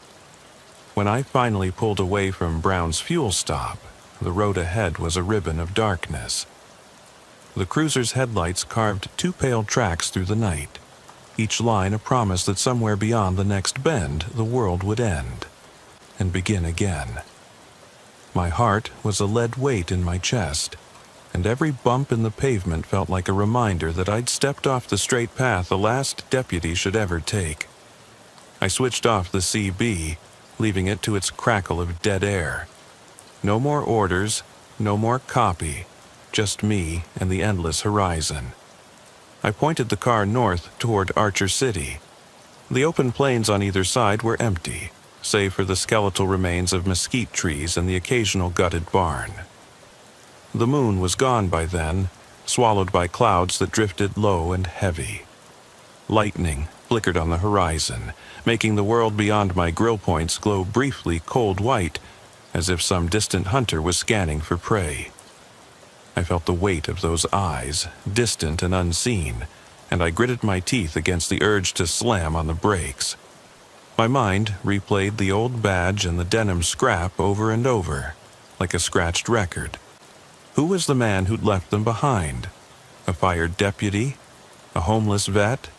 A criminal using the emblem to lure someone into trust? I thought back to the stories. The farmer who swore his lights flickered at night. The hitchhiker who vanished on 287, only his guitar left behind. Everyone in town had their ghost story. Hell, I had a stack of them in my inbox. Pranks, hoaxes, old tragedies. But that night felt different. It was too real. The siren light on my dash pulsed red against the windshield as I punched the brake to a stop at the sign for Archer City. I killed the engine. The sudden silence was almost worse than any wind chime. I stepped out, the cabin light casting my shadow across the asphalt. I reached for my flashlight again, the cheap hobby store kind that rattled, but I left it in the console. Instead, I risked the dark. I walked toward the sign. Archer City. Population 182. Letters peeled, like the whole town was rotting beneath the sun. I traced my finger over the chipped metal, imagining the hands that had put the sign there decades ago. Something small moved in the distance. No more than a flicker. I froze. Breath caught. The CB crackled inside the cruiser, but no one spoke. That silence spoke volumes. I whispered to myself, "Carter, this is stupid. Go home." That's when I heard a low humming, like an electric motor buried under the earth. I snapped my head around, but the desert behind me was flat as a tombstone. The humming grew, vibrated through my boots, through my bones. My hand went to my sidearm, even though I knew it wouldn't help against whatever lurked in the dark. Then, as quick as the lightning flicker, the humming stopped. The world held its breath. I held mine longer. That's when the tinny scrape came, metal on metal, like the barrel of a revolver dragging across rock. It was close, too close.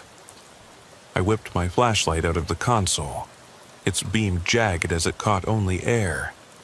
I clicked it on, swinging the light toward the sign. There, in the dust at its base, the impression of a badge, my old badge, pressed into the gravel. I knelt and pressed my fingers into the impression. Fresh. Not more than minutes old. I scrambled back, stumbling over the cracked pavement. Fingers trembling, I fumbled for my phone and hit record on the voice memo. October 22nd, 3:15 a.m. Wes Carter, Lamb County. Something's out here, moving the old badge marking the sign. My voice was thick with something. Fear, awe, something I'd never felt on duty before. I stopped recording and tucked the phone away. I took a deep breath. This wasn't a prank. It wasn't a lone drifter or a drunk. It was deliberate and patient. I looked north again, toward the clouded horizon. A faint glow pulsed, just beyond the hills, deeper in the plains. Blue-white, like a cop car's light, but steadier. No rotation, no flash of amber. Surely not a patrol car. I raised my radio. "Dispatch, Carter. I'm at Archer City sign. I've got badge imprint in the gravel. There's a light south of Lamb County line, possible emergency, static, the same dead air." I hit the mic again. Silence. I watched the glow. It blinked once, then vanished. Whatever it was, it knew I was here. It was testing me. Waiting. I gathered the denim scrap from my coat pocket and held it up to the sign. The threads caught a sliver of streetlight from town.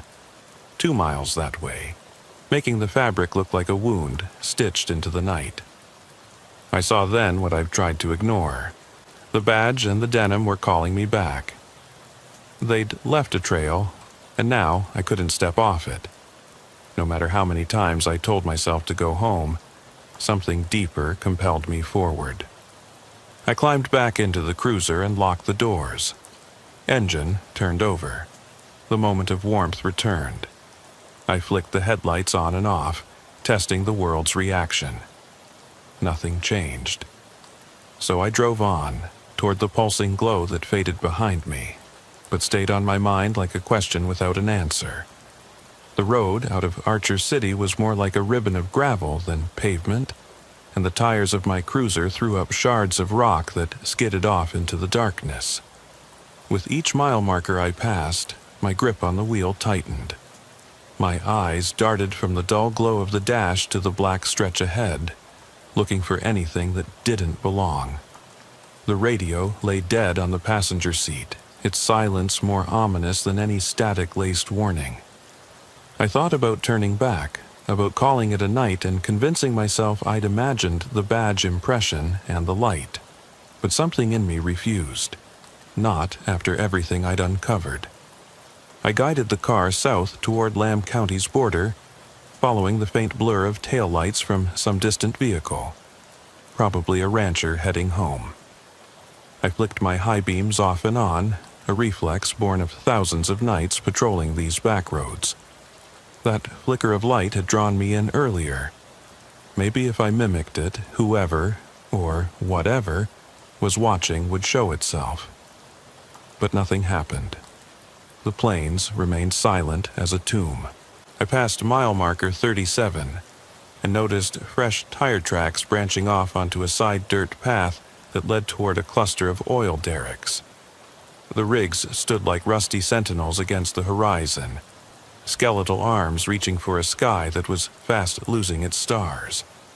I pulled the cruiser onto the shoulder, tires crunching on the gravel, and climbed out into the humid night. The cicadas droned low in the scrub, and a distant pup's lonely howl echoed. I clicked on my flashlight and moved toward the tracks. They were recent. Black mud pressed into the cracked earth, punctuated by meaty tread marks. Whoever left them hadn't gone far. The path curved through the derricks, where pools of oil-slick water reflected the rig lights like uncanny mirrors. I followed the tracks deeper into the yawning field of metal. Each step was accompanied by the distant thrum of pumps working underground, a mechanical heartbeat that made the night feel alive. My boots sank into the soft dirt, and I noticed half-buried tokens of civilization. An empty cigarette pack, a torn police citation form, a single bootlace, black leather with frayed ends. It was as if someone had dropped breadcrumbs out here, daring me to find the next clue. I paused under one rig, its red warning lamp blinking in steady intervals. The air was thick with the stench of crude oil and something else, coppery, like fresh blood. My stomach knotted. I clenched my jaw and held my flashlight over a smear on the beam, reddish-brown streaks in the dust. I flicked closer. It was dark enough to mistake for dried oil at first glance, but under the beam's intensity, it revealed itself to be something else. I swallowed hard. "Jesus," I whispered. I snapped a photo with my phone, pinning it to tomorrow's investigation file. Then I remembered the denim scrap in my pocket. I pulled it out and unfolded it slowly. The rip was familiar now. A slash at the knee, threads swirling like veins. I wedged the fabric against a rig support and traced the pattern with my finger. It fit too cleanly to be coincidence. A low rumble grew behind me, and I spun around. My light caught on barrels stacked near another pump jack. They were marked propane, one of the letters scratched off.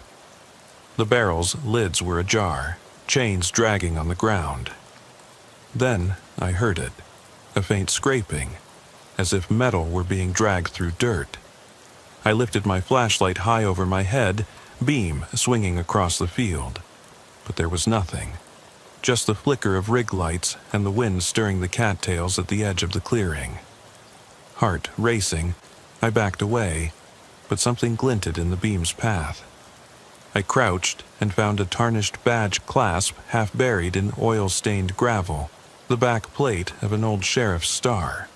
I pried it loose, held it up, tarnished brass, engraved long ago with Lamb County.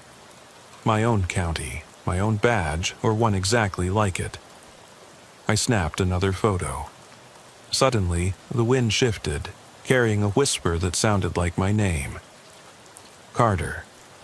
It was soft, sibilant, and unmistakably human.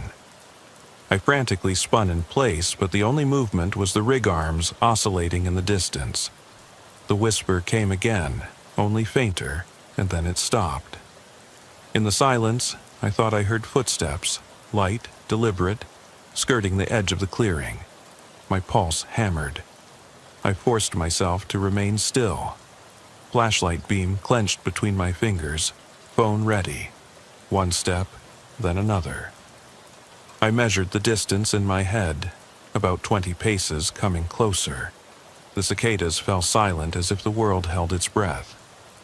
My vision tunneled on a spot just beyond the nearest rig's support.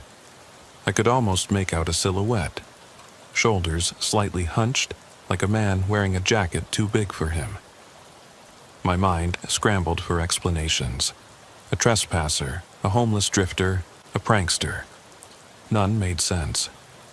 Why leave badges? Why templated tracks? This was no random trespass.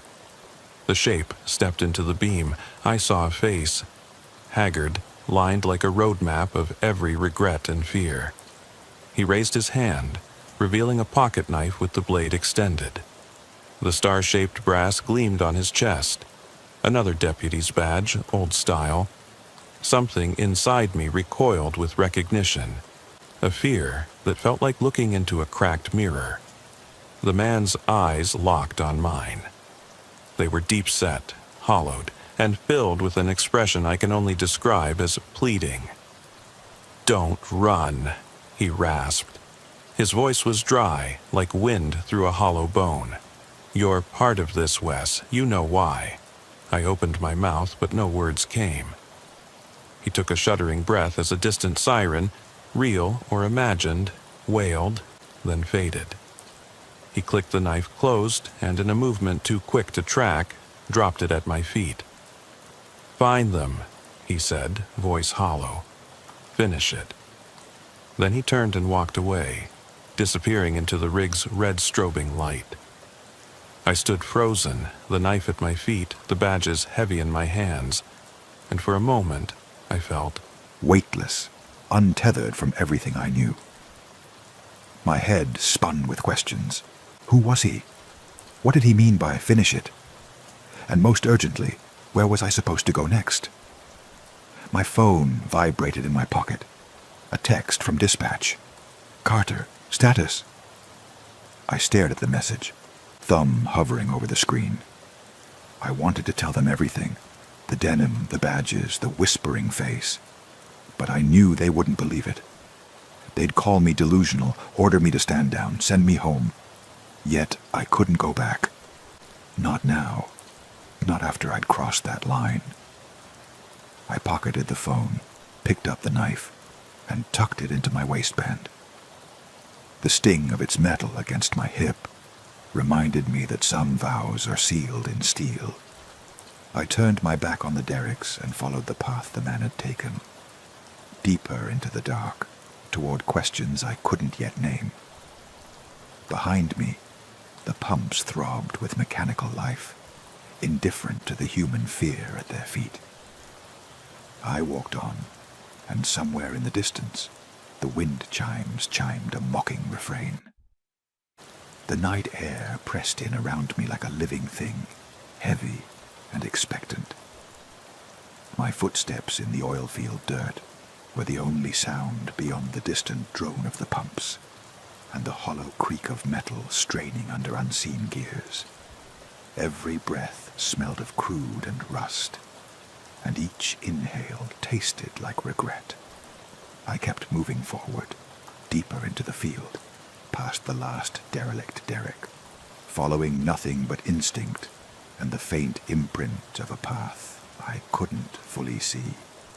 Moonlight, when it broke through the heavy cloud cover, revealed a line of abandoned wellheads, each one a skeletal frame caged in rusted steel. Between them were trenches half filled with muddy water that caught my flashlight's beam, each puddle a distorted mirror of my own face. I paused at the third wellhead, where the ground was soft and churned. Fresh footprints, booted and wide, led into the trench and then back out, as though someone had tested the water before retreating. I knelt and pressed my gloved finger into one print. It was recent, minutes old at most, and still held the shape of a sole. I could see the pattern, a thick rubber sole, deep treads worn unevenly, like someone had limped on that foot for miles. My sidearm felt heavy at my hip. I clicked the safety off, then back on, a nervous ritual. The wind carried the echo of distant cattle, low, mournful moans that sounded like human voices crying out in slow despair. I shivered, the hairs on my neck standing to attention. Then I heard it, an echo of laughter, soft and hollow, like a child's giggle bouncing off distant hills. It wasn't natural in this place. My spine stiffened. I raised my flashlight and swept it across the rig frames. Between two beams I caught a glimpse of movement, a small figure darting behind a support column. I stiffened, recognizing the hurried shuffle of a child's pace. But there were no children out here. Only me, the dead rigs, and the ghosts in my mind. "Hey," I called, voice echoing strangely. "Show yourself." Silence. Then that giggle again, closer this time, tinged with something darker, a mocking note that made my gut churn. I advanced toward the sound, flashlight beam slicing through the gloom. My boots squelched in the muck of a trench. Each step felt like wading through memories. Old cases, missing persons, the heavy file on my desk of Jane Alvarez, a 10-year-old who vanished in Lamb County 18 years ago. At the trench's edge, my light fell on tiny footprints, bare, childlike, with an arch too pronounced for an adult. The prints led to a narrow pipe protruding from the ground. It was bent, twisted, as though pried open. From its hollow end came a faint drip, water or something darker. I knelt and peered inside. The beam reflected off something small and curved, a child's bracelet, tarnished silver with a single engraved initial, J. I swallowed hard. Jane Alvarez. Her case had gone cold. No body, no evidence, just gone. I reached out but stopped. The air behind me shifted. I turned slowly. There, at the edge of my light, stood a woman, a slim silhouette in a denim jacket, hair white blonde in the one glow. She held a tiny doll, its porcelain face cracked and one eye missing. The doll swayed in her hand, strings of dirt clinging to its dress. My heart locked. She stepped forward, each motion deliberate, silent as a tomb. When she spoke, her voice was wet, like a lullaby from a long-forgotten radio. "You found her, Wes." I swallowed, voice caught. "Who are you?" Her head tilted, eyes glinting in the beam. "I'm the reason you came out here." The ground trembled slightly. I crouched, hand on my weapon, but the metal belt felt foreign. "Jane Alvarez," I whispered, dread sliding down my spine. "You're—" She shook her head, and the doll bobbed. Number I was the one who watched. I was the one who left the clues. "You remember me, don't you? The deputy who helped." Her smile was sad, hollow. "I never left." I felt bile rise. "You're dead." Her laughter rippled through the air, a sound too light for horror, yet too cold for kindness. "Am I? Does it matter?" She dropped the doll, and it shattered on the ground, porcelain shards cutting the dirt. "I'm what's left when there's nothing left." Lightning flickered behind the rigs, illuminating her face fully for a heartbeat. Pale skin, dark eyes rimmed crimson, a bruise blooming on her cheek in the shape of a badge star. The night wind carried her whispered words. "Finish it." Then she was gone. I spun in a circle, flashlight frantically searching. Nothing but oil, mud, and echoing rig bones. I knelt to pick up the doll's broken head, the single glass eye rolling away. My hands trembled so badly I dropped it. The shattered porcelain cut my fingertips. Somewhere behind me, a pump jack groaned, then stopped. Silence swallowed it. The trench's muddy water stilled, and a heavy hush descended, an absence of sound that roared in my ears. I stood, bleeding slightly, and realized how far I'd wandered. The rigs seemed endless, a maze with no exit.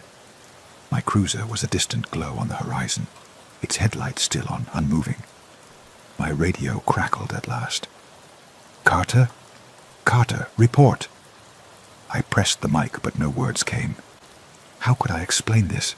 A ghost child, a haunted deputy, a confession made flesh. I pressed the button again, voice hoarse. "Dispatch, I need assistance. Suspect, unarmed but dangerous. Location, oil field, 3 miles south of Archer City." Dispatch answered with code and questions, but I barely heard. My eyes tracked the empty field. I realized then that the ground itself was the suspect, a silent accomplice in burying truth beneath oil and dust. The ghostly figure, child or memory, had drawn me here to this moment. I pressed the radio off. The silence returned, absolute, suffocating. My flashlight flickered once, then went dark. I patted my pockets, phone, knife, denim scrap, old badge clasp, all the tokens of a nightmare I could never leave behind. I took a deep breath, tasted the oil and regret, and forced my legs to move, one foot in front of the other, toward the lights of my cruiser. Each step was an admission. I would not run. I would not hide. I would carry this story out into the world, even if no one believed what I saw. As I reached the edge of the trench, I paused. The wind began again, whistling through the rig arms like a choir of broken stars. I closed my eyes and listened. Beneath the wind's lament, I thought I heard the faintest sound of a child laughing, and then crying. I opened my eyes. The field was empty. The bracelet lay at my feet, its initial J glinting in the moonlight. I picked it up, slipped it into my pocket, and kept walking. The sky had begun to shift, pale gray edges bleeding into the horizon as the first hints of dawn touched the Texas plains. But beneath that faint light, the oil field remained a cavern of dread, the skeletal rigs casting elongated shadows that clung to me like specters. My boots hit the dusty track in a hollow rhythm, each step reminding me how far I'd gone, how deep I'd waded into this nightmare. The cruiser's headlights winked at me from the distance, both a beacon of safety and a reminder of the world I was leaving behind. A world of procedures and chain of command that no longer applied. I paused at the edge of the field, gathering my thoughts while the wind chased across the plains, stirring the oil-slick water into tiny waves that lapped the mud. Each ripple carried the memory of that child's laughter, that hollow lullaby. And I realized I hadn't truly processed what I'd seen. A ghost, or mind-breaking hallucination, beckoning me to finish something I had never understood from the start. I checked my pockets. The bracelet, cold and silver. The denim scrap, stiff with oil. The tarnished badge clasp, the cracked doll eye, the pocket knife snug at my hip. These tokens felt like bullets in my chest, proof that reality had been fractured into pieces that didn't fit. I turned toward my cruiser and started walking, the horizon growing lighter by the second.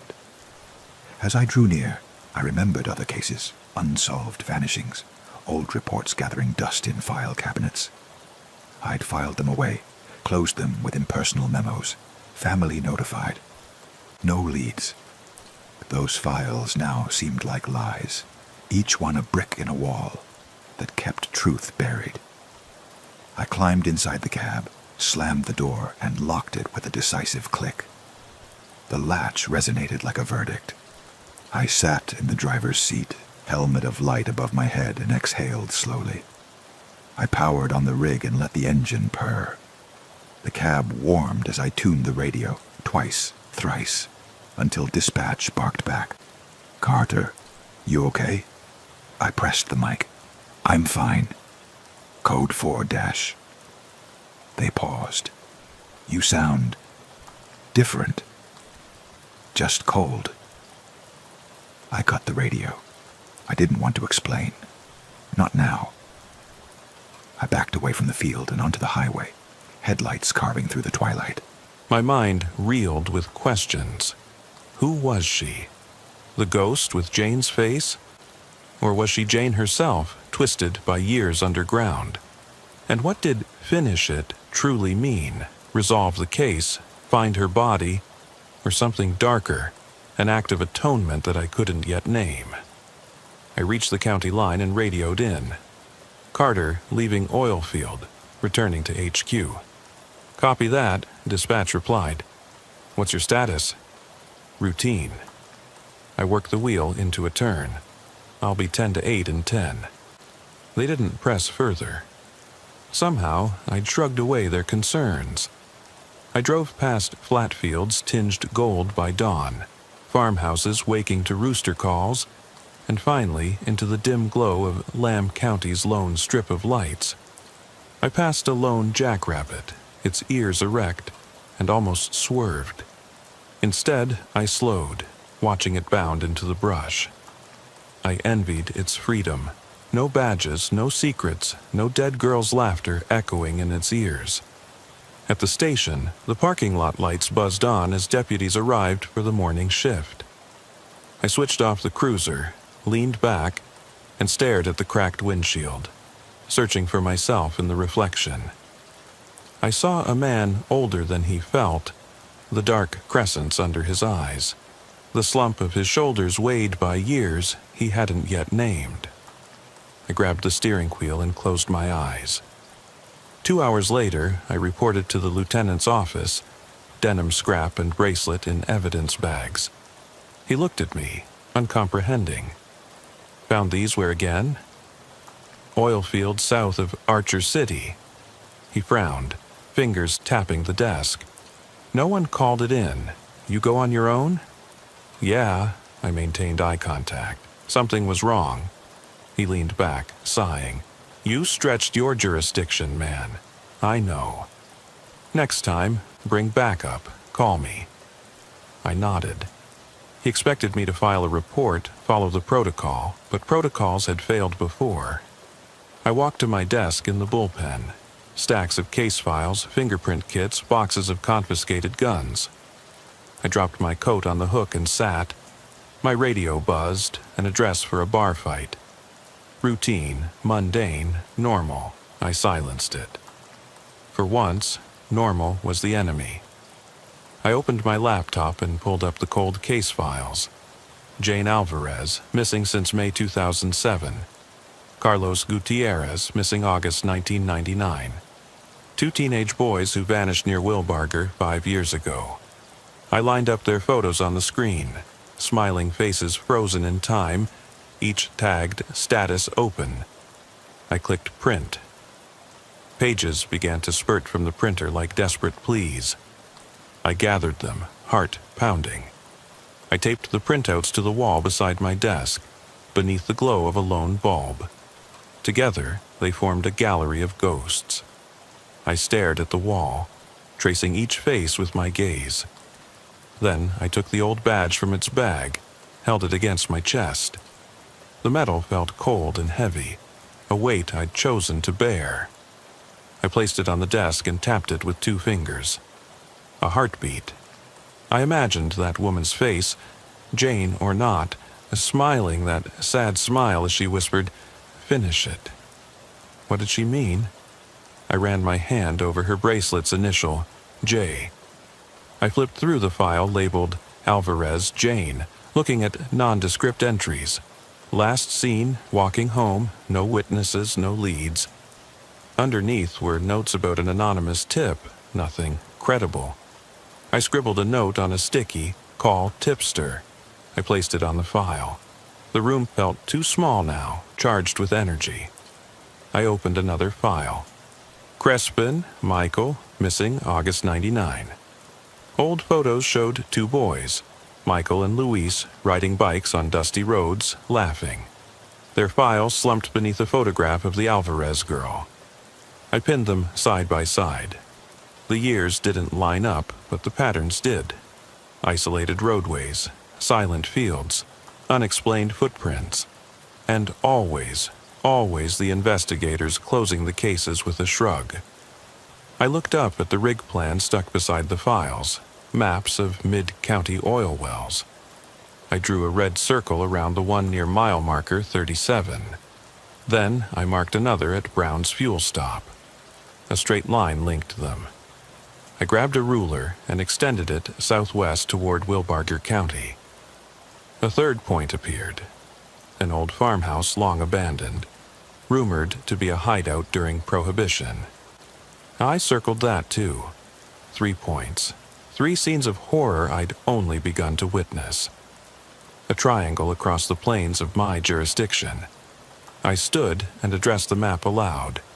This is where I start. I tapped each point. Then I traced a line between them, hands trembling. You wanted me to finish it. I will. My voice echoed off the filing cabinets. A voice crackled over the radio. Carter, you up? I snapped back. On duty. Backup's here for the bar fight. You want it? No. I clicked off the radio. I had a bigger fight to wage. I gathered my coat and evidence bags, slung them over my shoulder, and headed for the door. The bullpen deputies looked up as I passed. They nodded.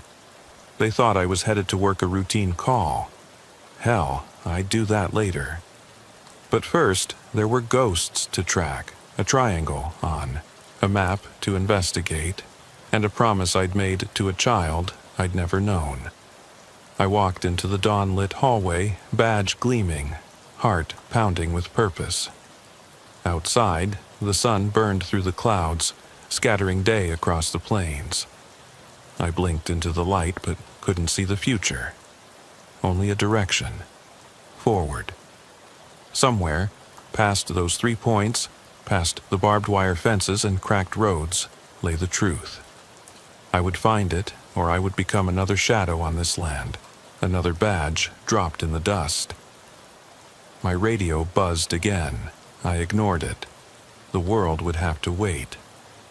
I stepped into the cold morning air, the weight of the badge in my hand, the bracelet heavy in my pocket, and I realized I was no longer just a deputy making rounds. I was a hunter of ghosts, a confessor of nightmares. And this was my confession, my oath. I walked toward my cruiser, the morning breeze carrying the scent of revelation and regret. And I understood something fundamental. The hunt had only just begun. The first rays of sunlight split the horizon, illuminating the path ahead. I took a steadying breath, put a hand on the cruiser's door, and whispered to the dawn, "Show me where you're hiding." The stretch of highway back to headquarters felt empty, like the world itself was holding its breath. I slid into the driver's seat of my cruiser, shutting the door with a thud that echoed in the cab. The morning light peeked over the horizon, washing the cracked dashboard in pale gold. I pushed in the clutch and rolled forward, headlights off, letting the cruiser's taillights fade into nothingness. All around me, Lamb County stretched wide and silent. Small towns slumbering behind chain-link fences and weathered barns. But I couldn't sleep, not after what I'd seen. My mind replayed the last message from dispatch. Backup's here for the bar fight, and I let it hang unanswered. That call belonged to the world of normal. I steered toward the station, but my thoughts were fixated on the triangle I'd drawn. Brown's fuel stop, the Archer City sign, the oil field near mile marker 37. 3 points of marked violence, each a sacrament in a ritual I was only beginning to understand. I swallowed hard, feeling the weight of that realization settle in my gut like a stone. I passed the old gas station on Highway 287, its battered sign blinking off in the dawn, and forced myself to keep going. I couldn't afford distraction, not now. I needed a plan. I needed fuel, coffee, and a way to triangulate the next location. I passed a diner with neon letters spelling "Open 24 hours," and considered pulling in. But the idea of a matronly waitress asking if I wanted a side of hash browns felt absurd. Instead, I kept driving, aiming for the station. When I arrived, the lot was already busy. Deputies swapped stories, laughed, grabbed cups of coffee from a battered Keurig in the break room. I resisted the urge to join them. I parked in the far corner, beneath a flickering lamp. I killed the engine and sat, letting the routine world swirl past my windshield. The morning shift arriving, the dispatchers behind tinted glass, the smell of fresh printer ink mingling with stale donuts. I opened the center console and laid out my tokens on the passenger seat. The bracelet, the scrap of denim, the badge backplate, the doll eye, and the knife. Each one was a fragment of a man's memory, a child's life, a deputy's secret. I traced them with my fingertip, feeling their edges, their scars. I closed my eyes and remembered the face of the woman in the oil field, the deputy with Jane's face, her whispered command, "Finish it." I breathed in slowly, tasting oil and dust on the exhale. A firm hand landed on my shoulder. I looked up to see Sergeant Ramirez, her brow furrowed. "Carter," she said quietly, "you okay?"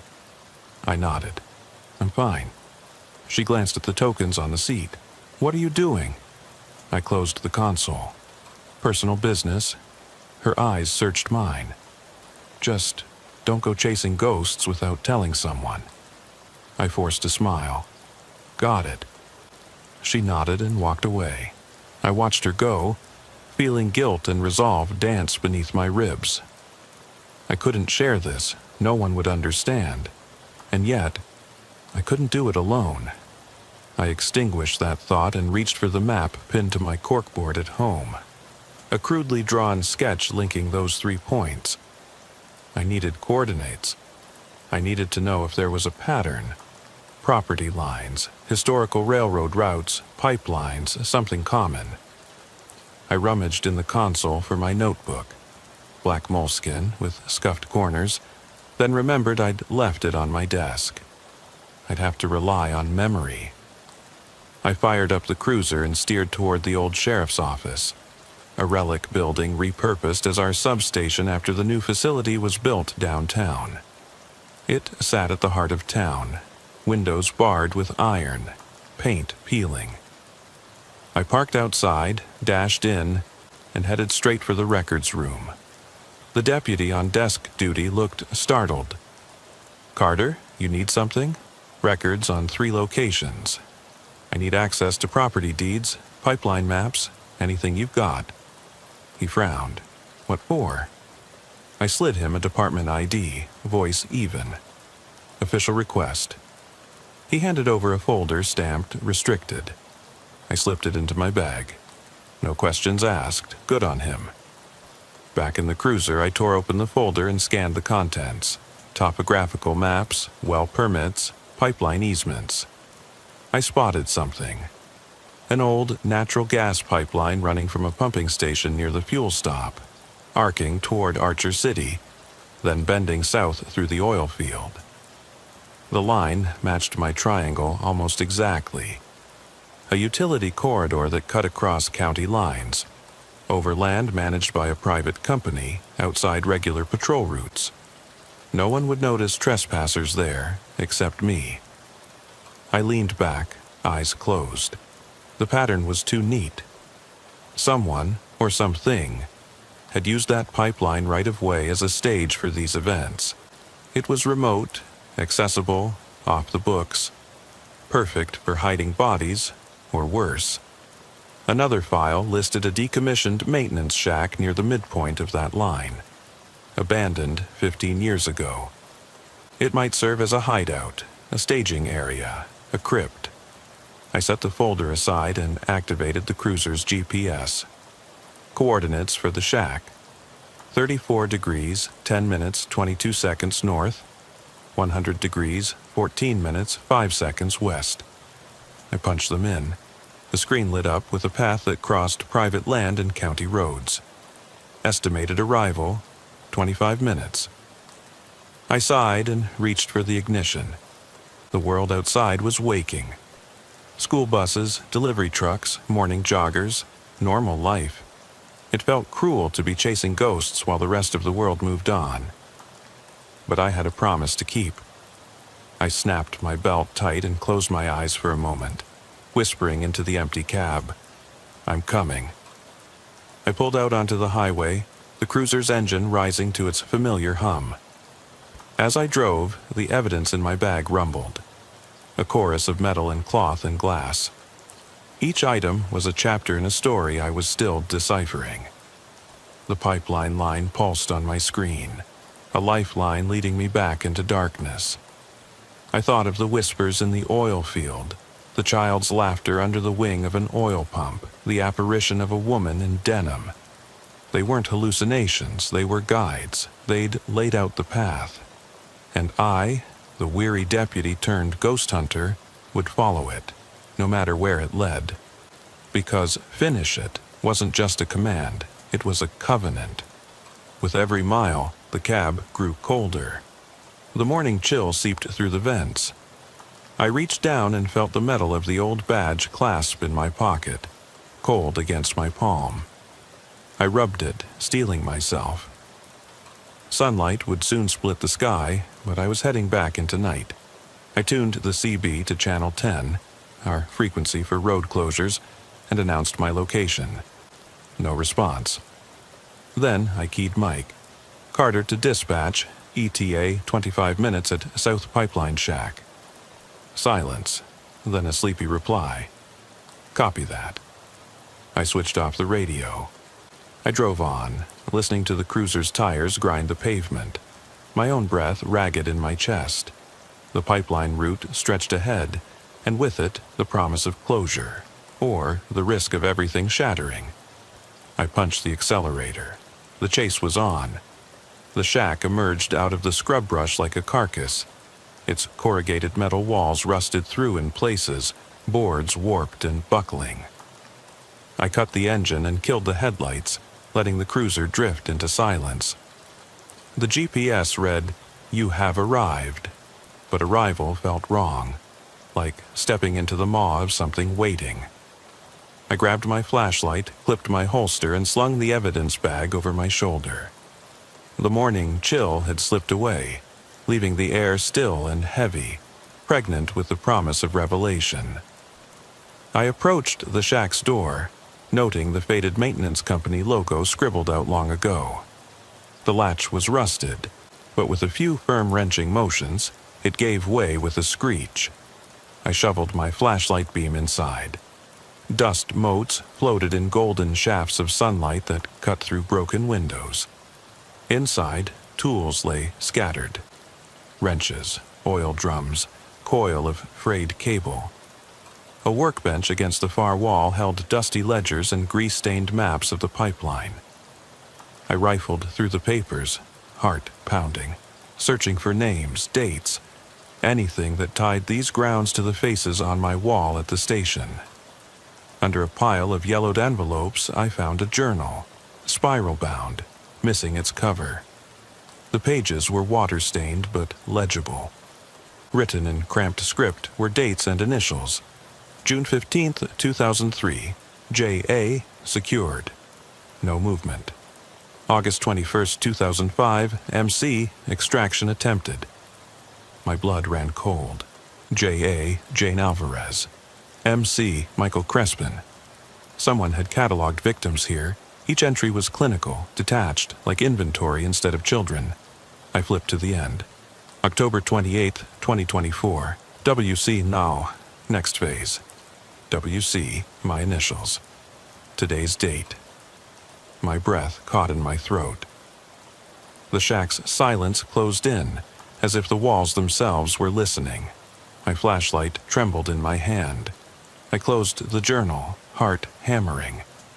Someone had known I'd come. Someone had left instructions. I slid the notebook into my coat pocket and shoved the rest of the pages back onto the bench. The air shifted, too quick to be wind. I spun, light sweeping across peeling wallpaper and a dusty barrel in the corner. From its darkness came a soft thud, like something dropped inside. I inched forward, every muscle coiled. At the barrel's mouth lay the doll's cracked torso, missing both arms.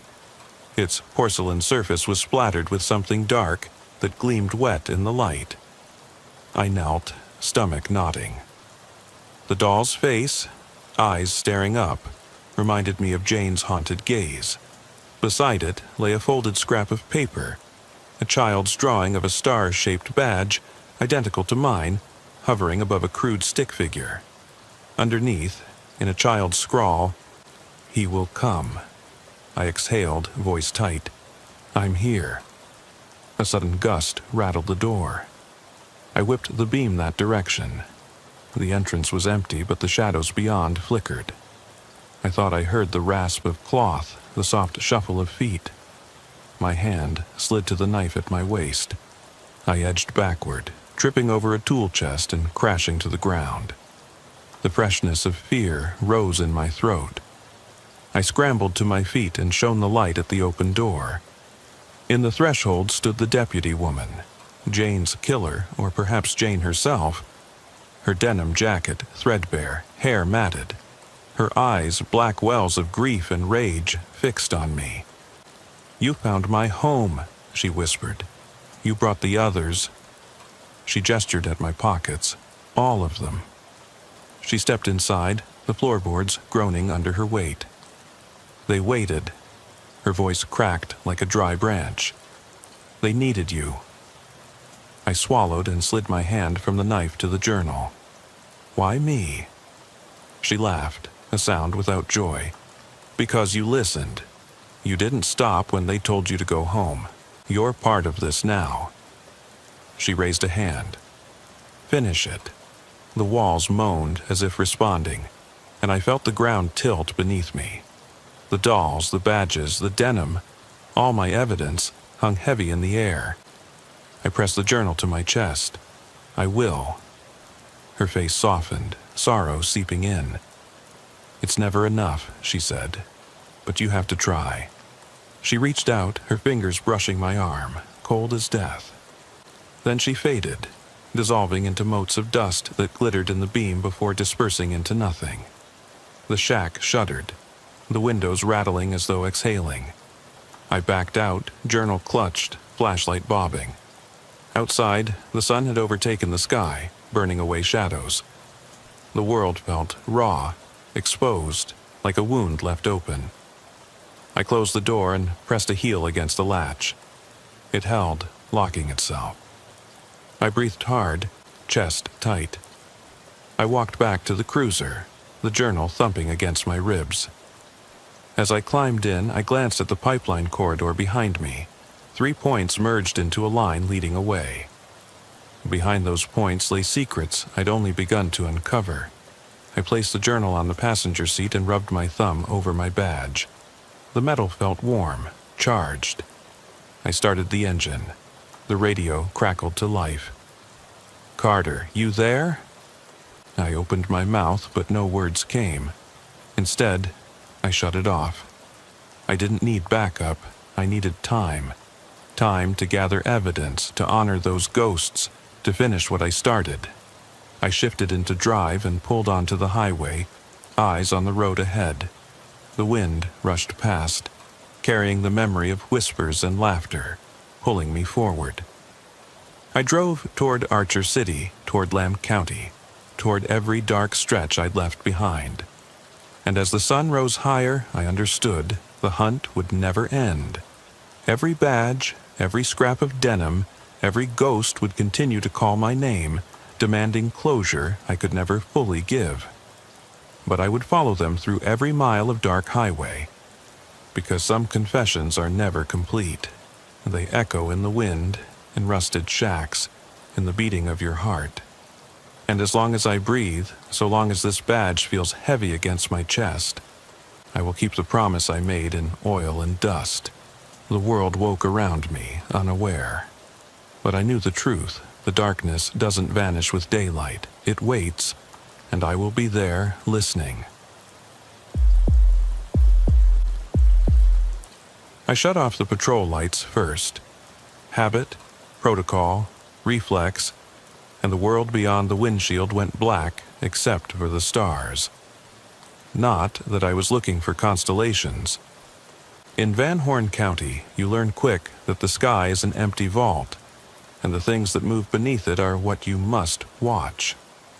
I clipped my radio mic back into place, the little click echoing in my skull, and reached for the door handle. Gravel crunched under my boots. The breeze carried the rattle of a distant wind chime hanging off a derrick somewhere, and I swear I could hear a collar jingling. Maybe a dog, maybe something else. My stomach clenched, and I felt the old adrenaline knot in my chest. The same knot I'd carried home every night for 20 years. I'd left my ex-wife's final letter in the glove box months ago. "You'll do fine without me," it said. "You don't need me at 2 a.m. down some gravel road talking to ghosts." She was right. I don't need anybody. Still, I drove out here to what they call Oil Field Road, because it's never just another shift. It's a confession booth, and I, the deputy, am the fool who pulls into the dark, expecting something to be normal. The sign read, County Road 287. The paint was peeling, but the shape of Texas's silhouette was still clear. I leaned back against the door, my sidearm heavy at my hip. My flashlight opened up a cone of yellow into the darkness, illuminating the rusted pump jacks in their frozen ballet. One leaned sideways, its counterweight dangling like an arm fallen off. Rust flakes glinted where the moonlight struck. I took a breath, tasted the grit. "Dispatch, this is 10-8 on CR 287, I said into the mic in a low voice, and waited. No answer for a full 30 seconds. I should have expected it. Who's awake at this hour, aside from me? I took a step forward. The gravel shifted underfoot. The engine sputtered in my brain. I hated this part, the first step into whatever waited. The last thing I needed was some kid who'd hold up out here for cheap thrills, but I knew better than to assume. The cattle rustlers had gone quiet months ago. Backcountry drifters, trailers, substance chasers. Yeah, they were around, but they knew even less about who I was than I knew about them. They'd run if they saw me. This wasn't a bait and switch, it was just me, waiting. Under one of the pump jacks, I saw tire tracks, fresh, deep, cut into the asphalt and dirt. Wide wheelbase, maybe a big rig. But it wasn't the truck that bothered me, it was the absence of its lights, its engine noise. The tracks ended maybe 20 feet from the jack, then stopped. I raised my flashlight and swept the beam. The circle of light revealed nothing but a broken chain-link fence, the field beyond barren and flat, stretching until it rose into scrubland ridges on the horizon. All I could hear was my breathing, too loud, and the distant hum of a generator I couldn't locate. I tapped the mic again. Dispatch, 10 to 20 on those tracks, 28-7. Looks like a tractor trailer, but dark. Pause. No response. Typical. Nobody cares. They send me out to stare at oil fields, and I stare until I find something. But what? The wind chime sounded again, closer. It wasn't metal on metal, it was wood, clacking like knuckles. I froze. The beam swung, caught a shape behind me, a hitching post maybe, or a dead tree limb. My flashlight flickered. I tapped the head of it to adjust the batteries. I've never been one for theatrics, but you can't plan for half light and shadows twitching at the edge of your vision. If I let my guard drop, I might see something moving where nothing should be. My chest ached, not from running, but from pulling at memories I'd tucked away. Lamb County, years back. That lost girl, I still hear her voice. Just a whisper, but clear as this night. Sir? Sir? I found her doll in the dirt, no kid in sight. She never came home. I think about her more out here than I ever did back at the station. I put that memory in my coat pocket next to the locket of my daughter's last birthday picture. Her face is streaked with cake frosting, smiling, oblivious to a broken family in the making. It was then I heard the twang, like a gun hammer clicking into place. Not a full round, just a single click. I turned so fast the flashlight wobbled off my shoulder, illuminating the base of the pump jack as if it were an altar. I glanced up. The metal arm arched overhead like a giant's arm, the counterweight looming. The wind stirred, and the clinking came again, now synchronized with each gust, an uneven heartbeat. My hand twitched toward my weapon. On the ground, I saw footprints around the jack, heavy boots, pointed in different directions but all circling this one spot. "What are you doing?" I whispered. It was rhetorical, but the mic cracked in affirmation. At least the radio could spy for me, even if nobody was listening. My boot touched something slimy on the ground, a scrap of cloth heavy with oil. I bent, picked it up.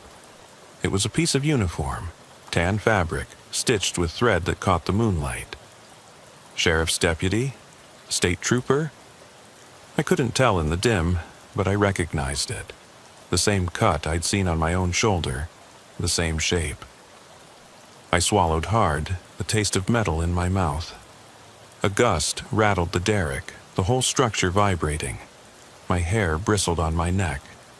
A stray beam of moonlight broke through clouds, lighting the tracks again. They led toward an old service road that disappeared into the scrub. I could follow, or wait for backup that might never come. I closed my eyes, made a decision. I pulled the patch off and stuffed it in my pocket. If somebody out here was impersonating law enforcement, they were playing a damn dangerous game, and it was my game to end.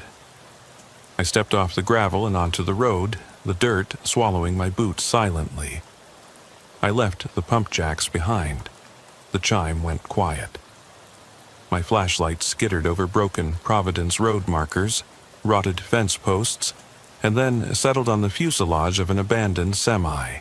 Its doors ajar, shadows pooling within. The air smelled of creosote and old diesel. My adrenaline drained into dread. Every step closer felt heavier, like walking into someone's memory I wasn't supposed to see. My hand hovered near my holster, my heart hammered. I leaned forward and called in low, "This is Deputy Granger. If there's anyone in there, step out with your hands up." My voice sounded alien, tinny in the vast night. Silence, then a soft shuffle, like leather on metal. The beam pierced the darkness inside the trailer.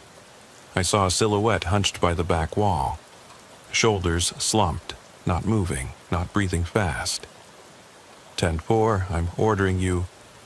I paused, because I wasn't ordering anything. Not anymore. I remembered another night in Pecos County, chasing a runoff driver into the desert. The driver ran until his lungs gave out, then begged me not to look into the trunk. I did. A body wrapped in a blanket, eyes wide open in a silent scream. That man died before I could read his name tag. I swear I've carried his scream under my ribcage ever since. The figure shifted. Slow. Then a hand emerged, pale against the blackness, lifting a mask that looked like my face. My own face, staring back at me, carved from linen or silicone. No eyes behind it, just hollows. My breath caught. I swallowed. The mic slipped in my grip. The mask fell with a thud, hollow, mocking. And I realized, standing there in the Texas night, that I was staring at myself.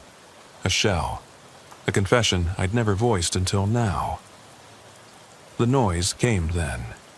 A dry click, like the hammer of a gun cocking. And I knew the night wasn't done with me. The first section of my truth ended there, where the mask lay at my feet, and I took one step forward.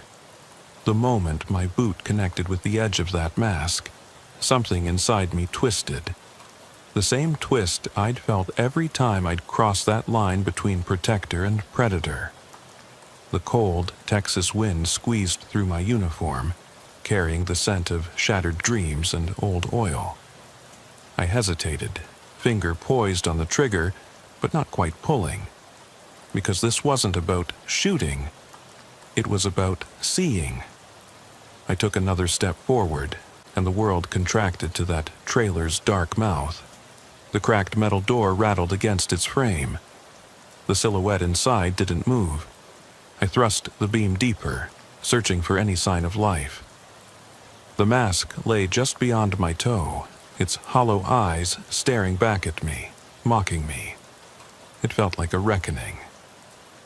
"Dispatch, this is Deputy Granger," I said, voice steady even though my heart galloped.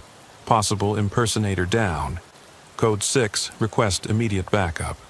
Location remains 287 at Oilfield Road." Static hissed for a heartbeat. No answer. As if there were no dispatch, no station, no backup. Just me. I sucked in a breath and edged the beam to the figure slumped against the far wall. The hairs on my neck bristled as I recognized the shape of my uniform draped over collapsed shoulders. The same cut, the same patches, but shredded, stained. I swallowed the lump in my throat. I pressed my boot against the trailer's threshold and ducked my head inside. The air was stale, thick with the stink of diesel and sweat. My light cut through the gloom, revealing a narrow space crammed with empty cardboard boxes, once full of wire and valves, and a broken toolbox tossed to one side. The figure didn't flinch. I approached slowly, every footstep measured. My hand flexed near the holster, but I kept it low. I needed answers, not bodies. I knelt down. The figure remained still. The air rose and fell shallowly against tattered canvas. I flipped the light onto its face. The features were gaunt, hollow-cheeked, but unmistakably mine. Skin pulled tight over cheekbones, lips cracked and drawn back in a silent snarl. The eyes, they were glass. Glass replicas set into a face that looked like me, but made of some rubberized compound.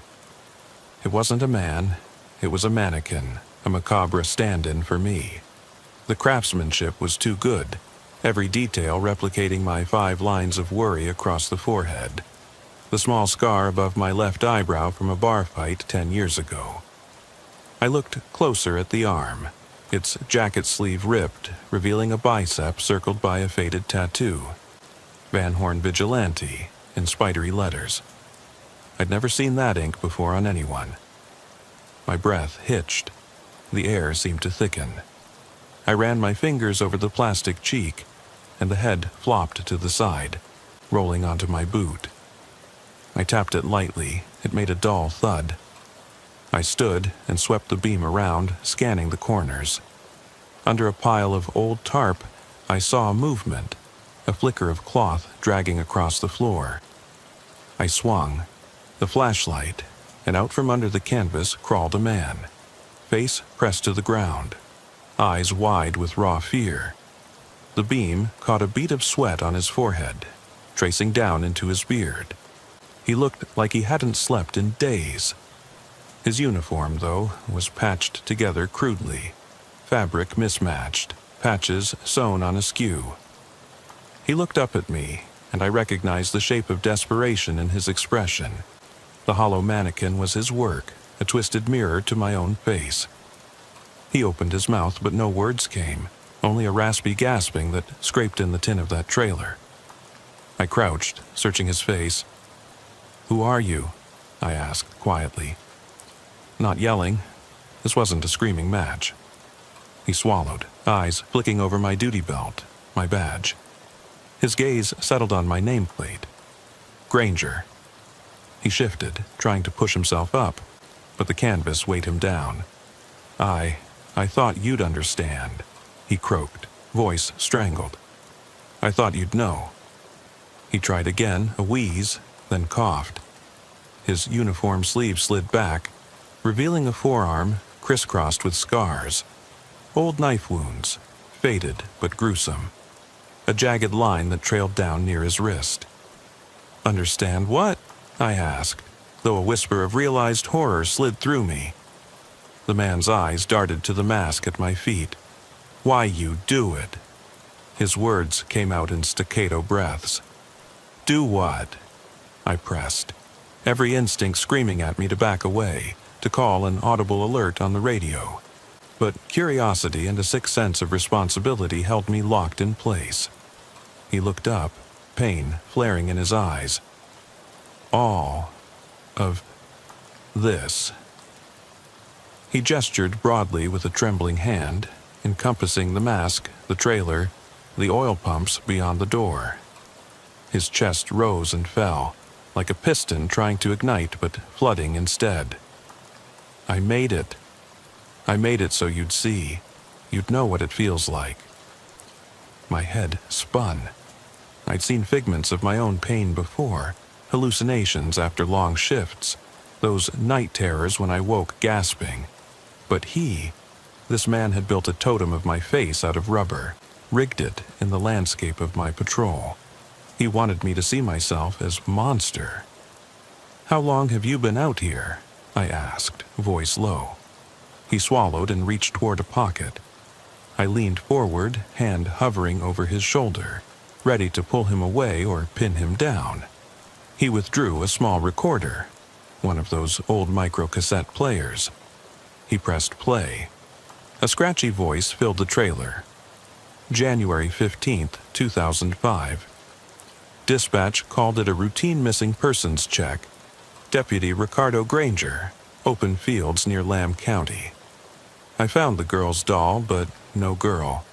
You'd think the doll's toy music box would still work, but the little wind-up had lost its spring.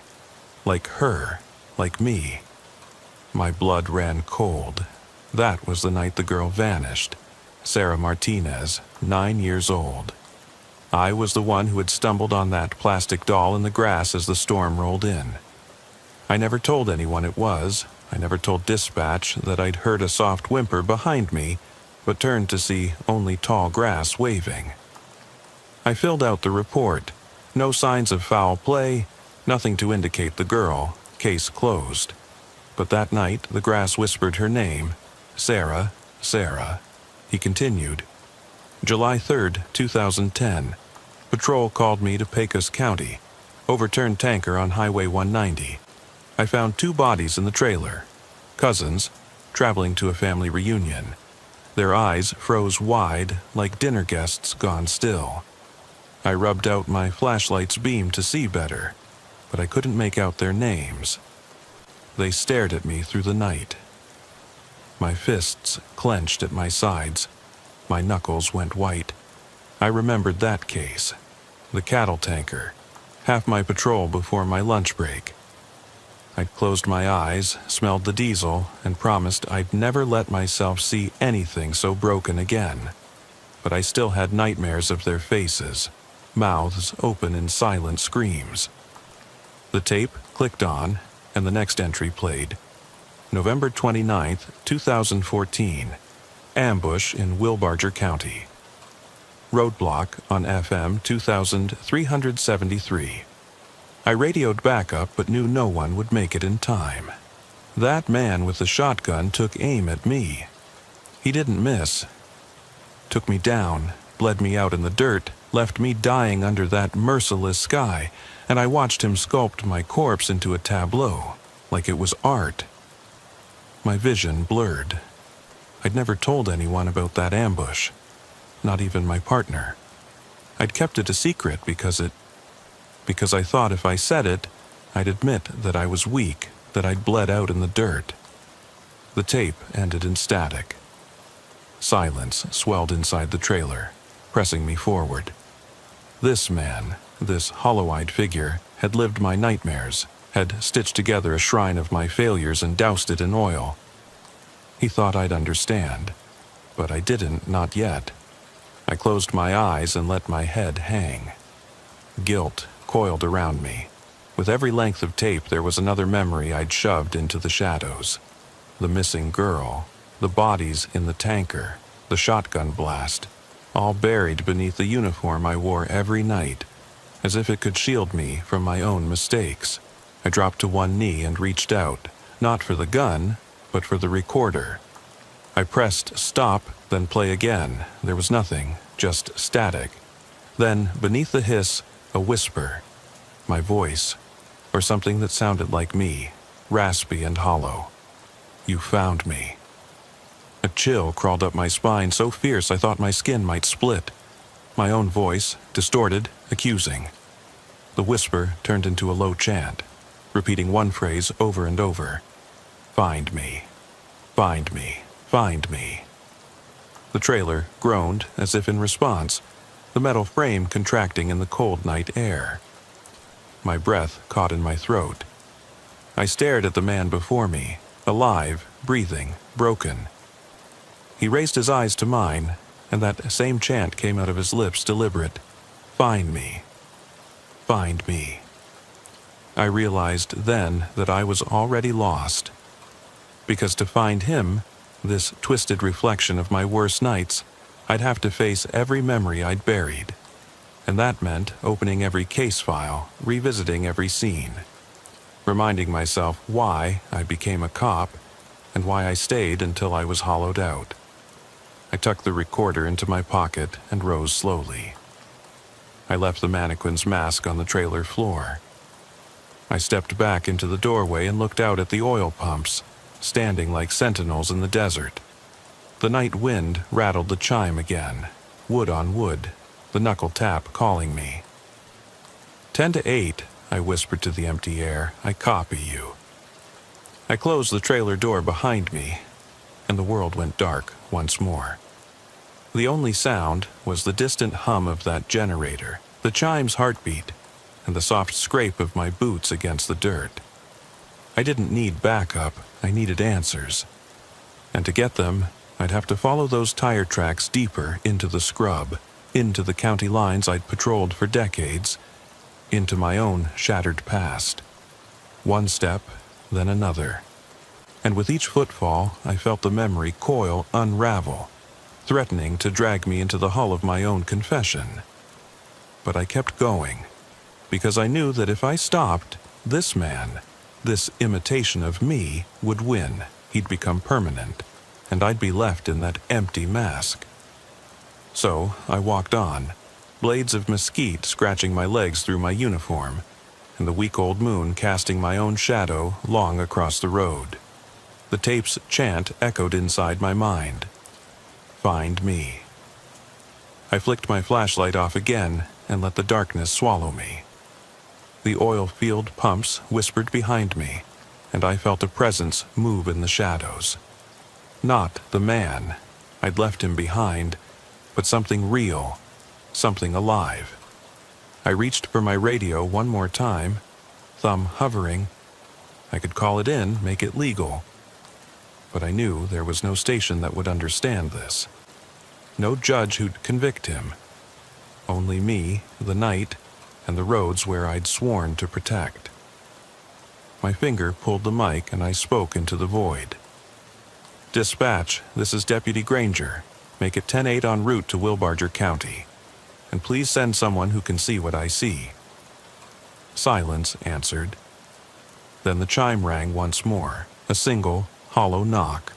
I stepped forward into it, into the night, into my confession unfolding. And I understood in that instant that finding him meant losing myself. But I had no choice, because I was the only one who could stop this. And if I failed, the mask would live on. The chant would never end. and the shadows would claim another piece of the deputy I used to be. I drove away then, leaving the field and the trailer in my head's rear view, but the road ahead was endless, black and full of whispers. The horizon ahead was a ribbon of black, unbroken except for the silver glint of a county road sign, Wilbarger County Line. I eased the cruiser through the metal posts and onto the asphalt, engine idling so softly it might have been my own breath. I glanced in the rearview mirror. No lights, no sign of the trailer or the man I'd left behind. Just open land that yawned into the night. My pulse hammered, each beat a reminder that I was alive, that I had work to do. I flicked the radio to a new channel, frequency for Wilbarger dispatch, but got only silence. I keyed the mic. Wilbarger County, this is Van Horn Deputy Granger, crossing your line en route to a possible suspect. Over. I waited long enough to hear my own voice echo, then clicked off. No answer. That was fine. No one knew I'd be here. No one knew I was chasing a ghost I'd created myself. I shifted in my seat, eyes aiming the beam toward the distant dark. My shoulders ached from the weight of everything I'd carried inside me all these years. Cases closed cold, bodies I couldn't save, whispers I still heard in empty halls. I thought of my daughter's birthday locket in my glove box, her melted candle wax still clinging to cracked leather. I thought of the missing girl's doll, and how I'd whispered into the wind until my voice cracked. I thought of that tanker's stench and the dead cousin's hollow eyes, and I thought of the shotgun blast that carved me open. I flicked the beam out the window, lighting roadside scrub that scratched at paint and glass. The wind chime was gone, but I could hear clicking in my skull. I needed to keep moving. A dead end meant nothing if you circled back, and I'd been circling these memories for decades. I shifted into drive and rolled ahead, coaxing more speed. The road bent and straightened, then curved under a bridge that marked the Pecos River crossing. I remembered countless nights fishing the current for drifting bodies, hoping for closure that never came. I slowed, peering into the black void under the bridge. No headlights, no movement, just the river's whisper in the darkness. I stared for a long moment, thinking about how water carried secrets, how it washed them out of sight yet never fully erased them. I punched the steering wheel lightly, more to feel the leather than to vent. I needed a target. I needed a starting point. I reached into the console and pulled out a folded map of the counties: Van Horn, Lamb, Pecos, Wilbarger. I laid it on the passenger seat and flicked on the dome light, casting a harsh glow across the lines. I traced a finger along the route.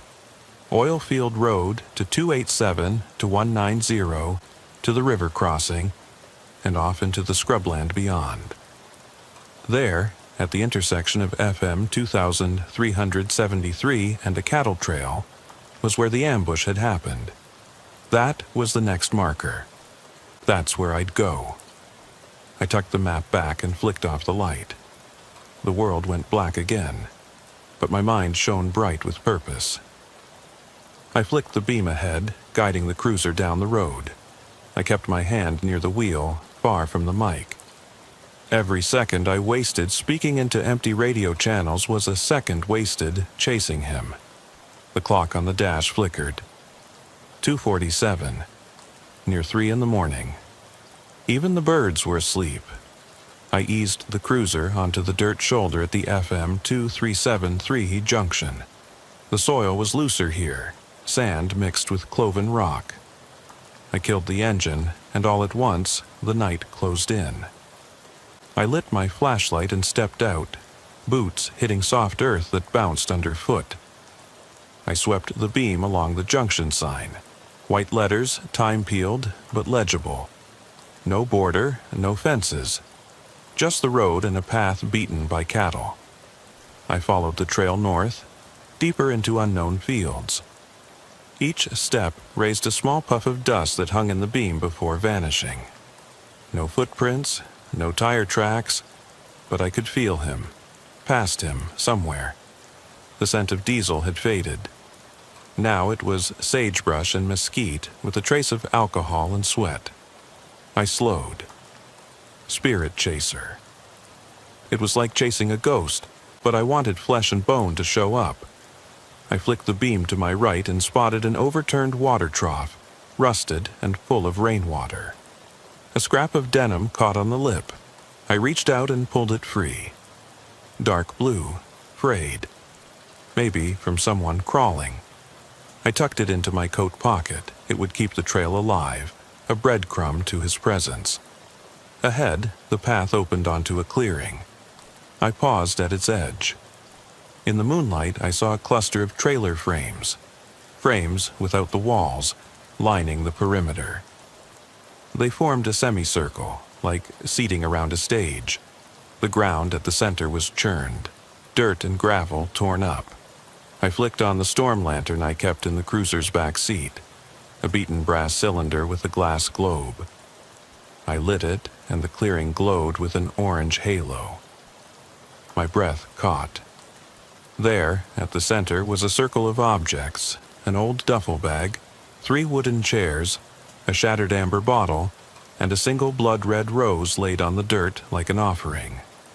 I approached, heart pounding. The lantern's glow caught the rose's petals, making them gleam like fresh paint. Yet the stem was brittle, dried. The petals curled at the edges, as though burned. I knelt and touched the duffel bag. It was heavy and damp. I opened it slowly, bracing for the worst. Inside were 3 items: a child's toy sheriff badge, a broken walkie-talkie tuned to my frequency, and a spiral-bound notebook with a cracked leather cover. I took out the badge. It was an exact copy of mine, except where mine had some filth and wear. This one looked newer, a pale imitation. I opened the notebook. Inside, pages were scribbled with notes, sketches, and dates. My dates: July 27th, 2005, January 12th, 2010, November 29th, 2010, 2014, February 8th, 2018. Each matched dates of incidents: the missing girl, the tanker bodies, the ambush, and another case I'd buried, unreported. I flipped to the last entry. April 23rd, 2025, Van Horn County, Oilfield Road. Deputy Ricardo Granger discovers mask. I watch him. He takes the bait. Next step, confession. Next, rebirth. Find me. My lungs constricted. The final line scrawled across the page: then we meet. I closed the notebook, heart thundering. He'd marked his progress like a hunter tallying kills. He'd studied my files, my fears, my past, every wound I'd tried to hide. This was personal, not some random spree. He wanted me to tear into myself, to bleed everything out. I stood and faced the semicircle of frames. The shadows curved around me, waiting. I lifted the lantern higher. In the glow, the frames took on more shape. Forks where walls once were, beams where roofs had collapsed. It was a cathedral of emptiness, worship for the lost. And I was the main exhibit. I heard a crack behind me. I spun the beam and saw footprints, one set leading out of the clearing to the west, disappearing under low mesquite. I exhaled and set down the lantern, clicking it off. The night was mine again. Dark, deafening, tangible. I moved to follow the tracks, but before I took a step, I heard a voice behind me. Quiet but unmistakable. "You're coming." I froze. The air snapped cold. The voice was male, close, carried on the wind but distinct. Not the man in the trailer. I recognized the tone. Calm, almost gentle, but with something feral behind it. I waited. Silence. Then footsteps, soft, deliberate, moving away from me, back toward the road. I dove for the notebook in my pocket, unholstered my sidearm, and clicked on the flashlight. I chased the sound, beam leading me through the brush. The footsteps stopped at the edge of a shallow ravine. I paused at the lip and looked down. A concrete slab spanned the ravine like an old cattle crossing.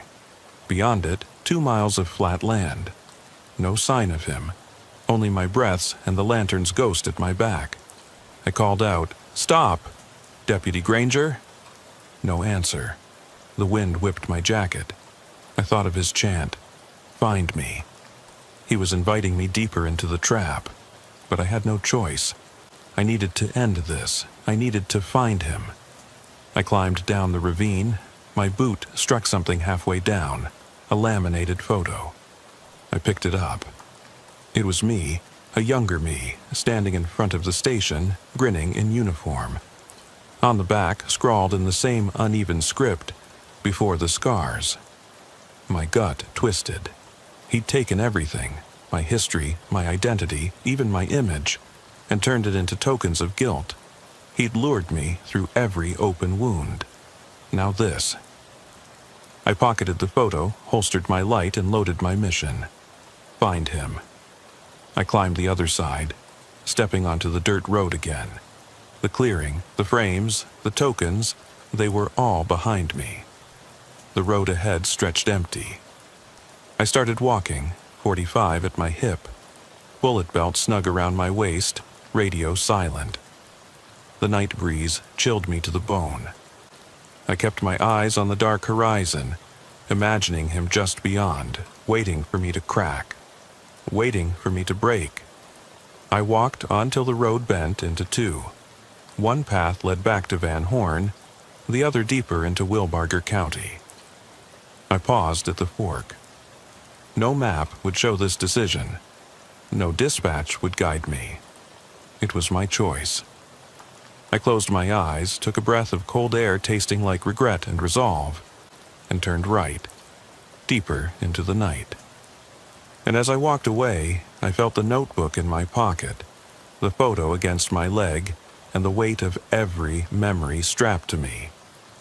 They were ammunition now, evidence that I was here, that I had a heart under this uniform, that I could be wounded, and that I could strike back.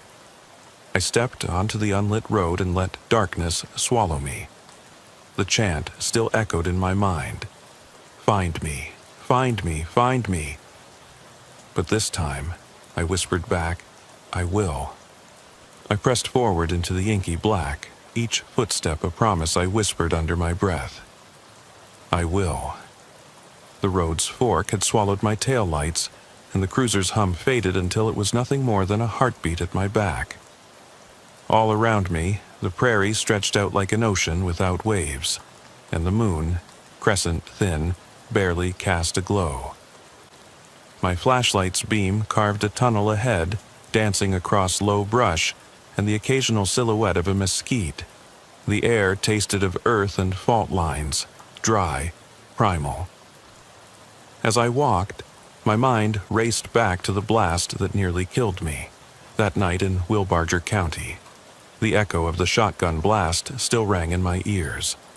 I remembered the roar of saber-toothed amber, the spark of steel under pressure, the hot sting on my arm as blood slid warm down my forearm.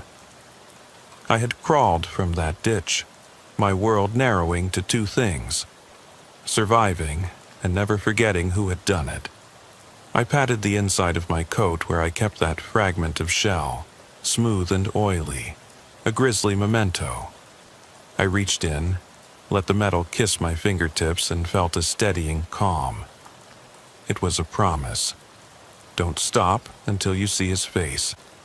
I trudged across a cattle trail that split the road, scuffing at hoof prints still fresh in the dust. I followed them, hoping they led to him. Instead, they led to a rusted-out pickup cab, stripped of wheels, its frame leaning like a forgotten skeleton. The wind whistled through the grill, a high, keening dirge. I swept my flashlight inside, bare metal bench, steering column bent back, dashboard melted by sun.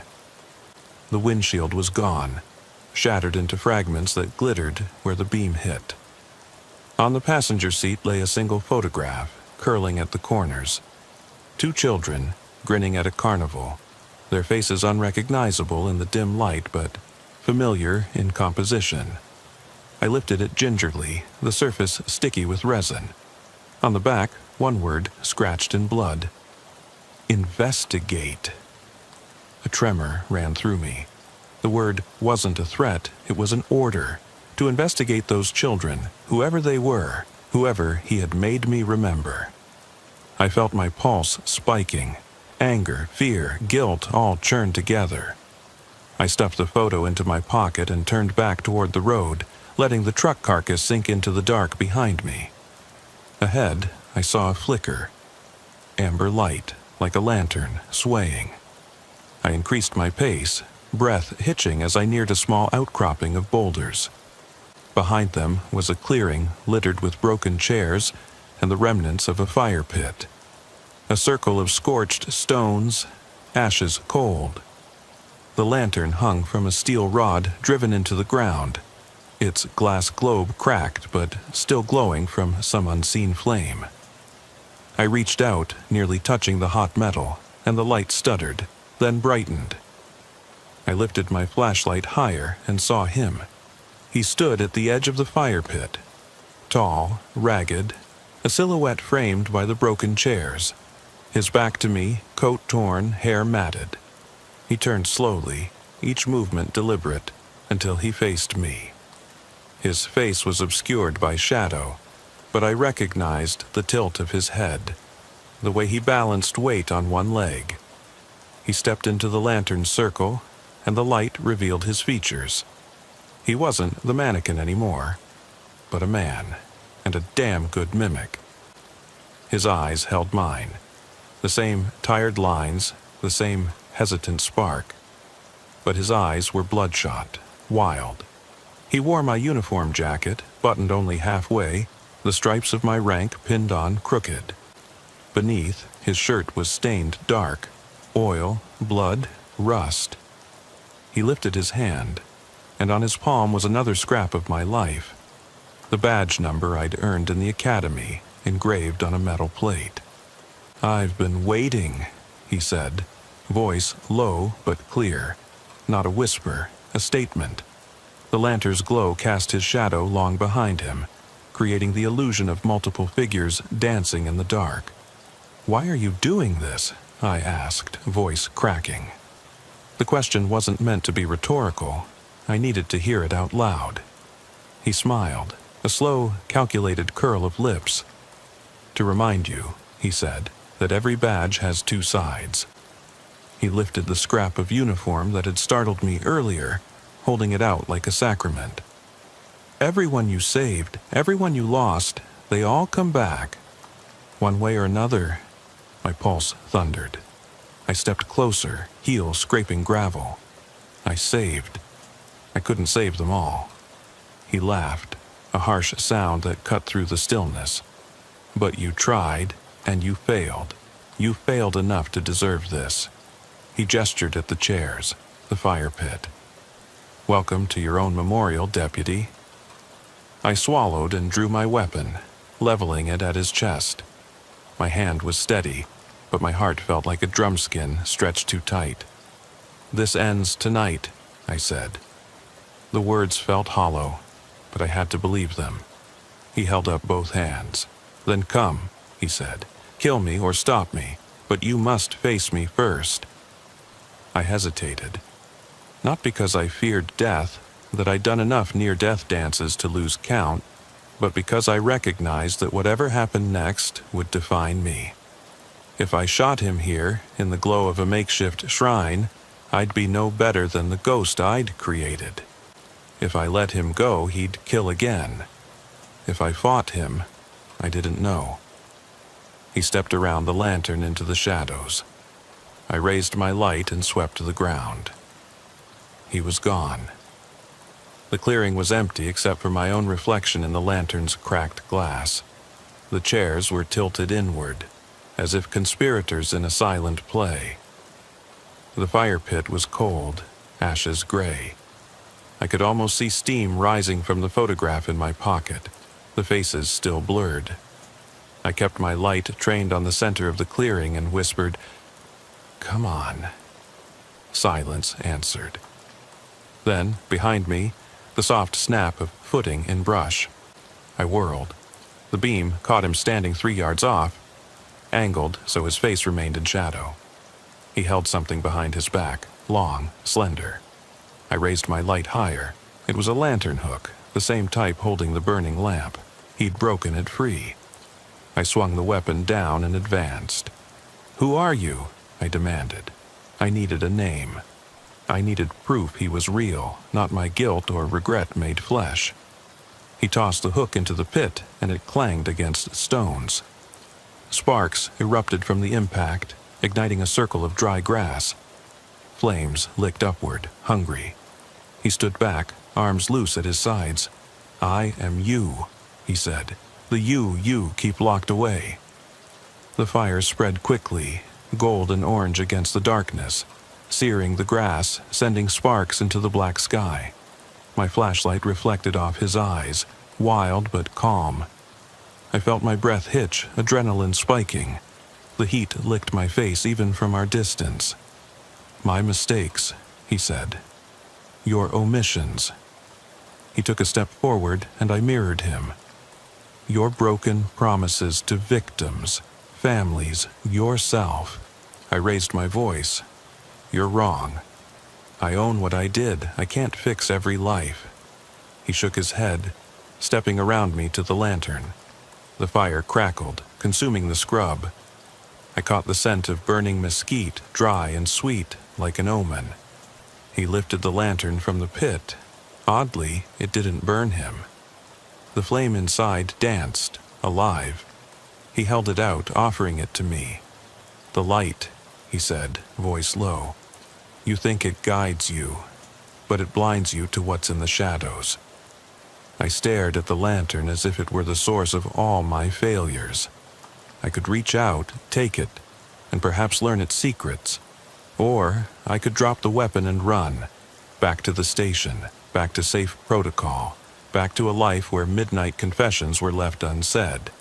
But I knew that if I ran, I'd be leaving him here, and the next deputy to come along might not be as experienced or forgiving.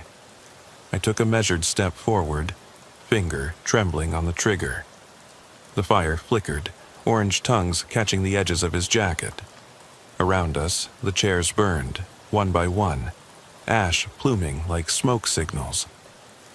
My breath came in tight rasps, and I felt the weight of every life I'd touched, every case I'd closed, every promise I'd broken. If I didn't stop him now, I'd be complicit in their deaths. I moved closer, aiming carefully at his center mass. The lantern's glow bathed him, painting his features in wavering light. Sweat gleamed on his forehead. He looked vulnerable, like a man under a spotlight pleading. I exhaled slowly. "I'm sorry," I said. Not enough, but it was true. It was for me, for him, for everyone I'd failed. I squeezed the trigger. The shot cut through night and flame. The lantern flickered, then wavered, dropping from his hand. The hook clattered to the ground. He staggered back, one hand to his chest. I dropped to one knee, heart pounding. The fire roared, chasing me with heat. He fell to the dirt, eyes wide, reflecting the inferno. He reached out, palm up, as if begging. The knife, no, the weapon he'd carved from my memory, slid from his limp hand. I grabbed it reflexively, glancing up through tears I didn't know I'd shed. He looked so small under the flames. I rose, holstered my pistol, and knelt beside him. His breath was ragged. I pressed the knife aside and felt a shallow pulse against my palm. He coughed, smoke sputtering from his lungs. I sat back on my heels, the heat washing over me. The fire encircled us now, the clearing ablaze. I wanted to call dispatch, to radio for paramedics. But if they came, they'd find a scene too bizarre. A deputy on his knees over a would-be killer dressed like himself, chairs burning like coffins. No one would believe it. He coughed and whispered, "You did it." I nodded, though my brain felt like scrambled circuits. "I did," I repeated, voice husky. He smiled faintly. "Then find me," he said, and his eyes closed. He exhaled once more, and his head slumped to the dirt. I leaned over, pressed my ear to his chest. His pulse throbbed once, twice, then faded. The fire crackled louder. I felt tears burning on my cheeks, but the heat of the flames dried them faster than they fell. I stood, pulling the knife from the dirt. The blade was stained dark, as if with tar. I wiped it on my pant leg. I turned away, feeling the stench of smoke and victory and sorrow. Around me, the chairs burned to embers. The fire pit's circle glowed. Only the nurse log, the notebook in my pocket, and the masked memories remained. I walked back through the scorched clearing, leaving footprints in ash. The night air felt cooler as I passed beyond the fire's reach. I paused at the edge, looked back. The flames danced in the abandoned chairs, silhouettes twisting like ghosts in the wind. I whispered to the night, "I found you." And then I walked out of the circle into the black, leaving behind the remains of my worst self and, I hoped, the beginning of the man I still could be. I stepped out of the fire's glow and into a pocket of absolute darkness, the night yanking me into silence so consuming I could taste it on my tongue. The air felt thinner here. No crackle of flames, no echo of that zero-gravity confession. Only the desert wind, whispering through mesquite and sagebrush, carrying the faint scent of smoke and dust. I slid the knife into my belt and reached inside my jacket for the leather-bound notebook. The pages were damp with soot and sweat, but the ink remained legible, every date, every notation, every scrap of evidence he had compiled to map my life. It was a ledger of my failures, and now it was my roadmap to redemption. I clicked the flashlight off, relying on my night vision as I retraced my steps across the scorched clearing. The chairs smoldered, embers glowing like dying eyes. The fire pit's circle of stones stood out in the faint starlight, a silent jury waiting for my verdict. I thought about carrying those stones back to Wilbarger as proof, but evidence that burned in plain sight was pointless. Instead, I closed my eyes and let my senses guide me. The incline of the land, the North Star glinting low on the horizon, the distant drop of gravel underfoot. The road fork sat just beyond a rise of dirt, and I walked toward it without hesitation. At the fork, I paused, touching my jacket patch where my badge still lay pinned. I thumbed the edges, cold metal, sharp at the corners, and whispered, "I'm coming home." But home felt like a word borrowed from a life I could no longer claim. My family name, my old house, my ex-wife's final letter, they were all relics. Out here, only the badge meant anything. It tied me to the law I'd upheld and the laws I'd broken by ignoring my own wounds. I chose the left fork, heading back toward FM 2373 and the river crossing. The notebook's last entry pointed me there, the place where I'd stumbled through an ambush and felt my own blood soak into the dirt. I walked with deliberate strides, boots crushing gravel, the sound magnified in my ears. Each step brought me closer to the site of my worst defeat, the night I'd nearly died, and, I hoped, closer to the answers I chased. As I walked, I replayed that ambush in my mind, the way the shotgun blast had erupted like thunder, the pellet array tearing through my uniform, the flash of muzzle in the dark, and the sensation of falling into a cold crater, lying half-buried in dust and cacti. I'd survived, but I'd never understood why I'd been targeted. That attacker had vanished before backup arrived, leaving me to bleed out before crawling to safety. I still carried fragments of shell metal in my pocket, a piece of history I dug out of my own flesh with trembling fingers. I had thrown it away years ago, only to retrieve it each time a case haunted me. Suddenly, the road opened to the river bridge, two metal girders spanning dark water that whispered beneath. I stopped at the guardrail, beams of my flashlight probing the riverbanks. The water moved slow and dark, carrying secrets downstream. I knelt and ran my fingers along the rail. The metal was warm from the day's heat, cool now under the moon. I leaned over and peered into the churn, half expecting to see the reflection of that mannequin mask floating by. But there was nothing but ripples, ghostly and silent.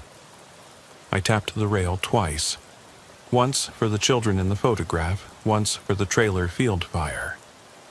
"I see you," I whispered. Then I rose and turned off the beam, letting my eyes adjust to starlight. The riverbank was a tangle of dry brush and driftwood. I heard a soft snap behind me and spun, hunting for movement.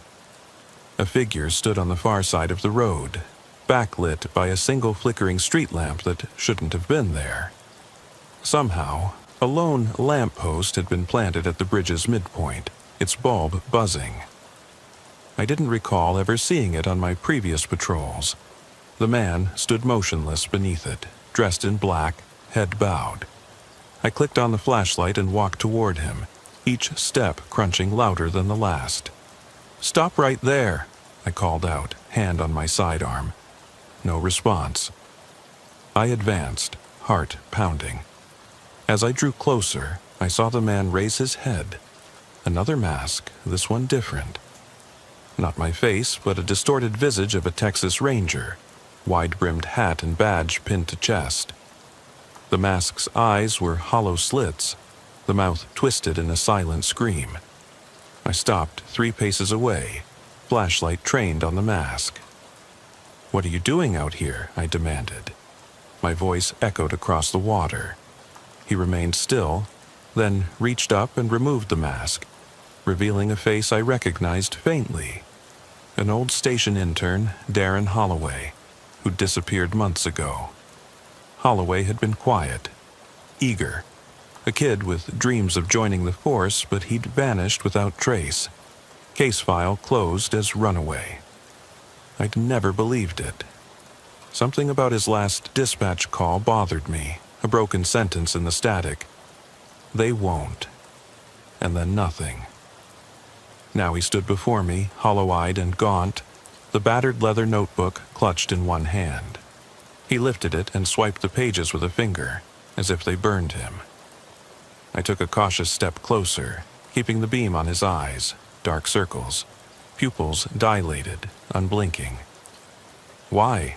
I asked. The word felt inadequate, a whisper in the wind. He took a ragged breath. "To show you," he said, voice hollow. "All the cases you never closed, all the lives you couldn't save." He opened the notebook to a fresh page where a new entry had been added. May 3rd, 2025, Pecos River Bridge. Deputy Granger arrives to inspect the scene of ambush. Encounter with lost soul. Next step, the reckoning. I swallowed hard. He knew my name. He knew this location. He knew everything. My pulse spiked. I felt trapped between river and road, between justice and madness. I reached for the notebook. He held it away, his limbs trembling. "I thought you were gone," he whispered, eyes fixed on me. "I thought the darkness got you. First," he traced hollow eye sockets on the mask. "But you survived, and so did I."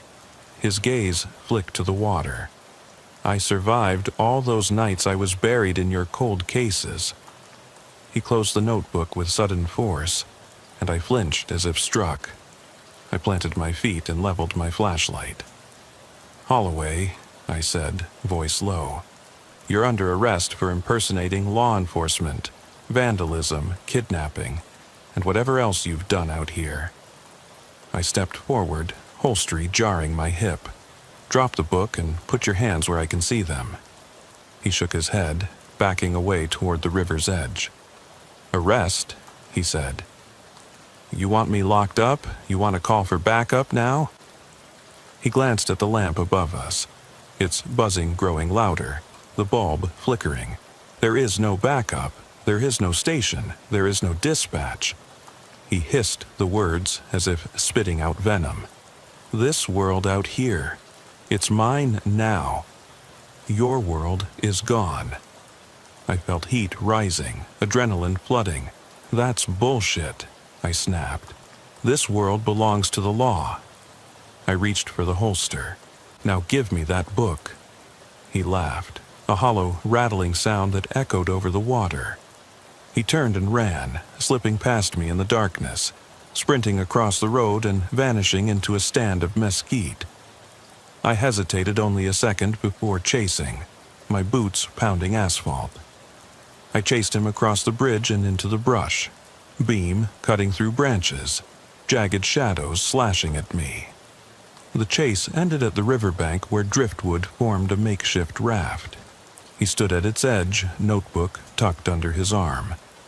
I skidded to a halt 10 feet away. The river roared below. The raft bobbed against the bank. Moonlight glimmered on waterlogged wood.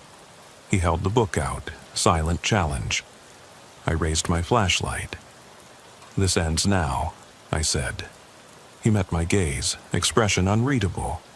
He tilted the notebook, then tossed it onto the raft. It landed with a wet thud. The raft drifted into the current. He watched it drift away, then turned to me. "I release it now," he said softly, "but you must follow." He lifted his face to the stars. "You'll go after your past so deep that you'll drown in it. You'll chase that raft until it's gone, and you'll realize that closure is a lie." He stepped backward into the water, dry at first, then knee-deep. His uniform pants soaked and clung, blood mixing with river mud. He began to paddle with his hands, guiding the raft downstream. He didn't look back. I dropped to my knees at the water's edge, peering at the notebook floating toward the bridge.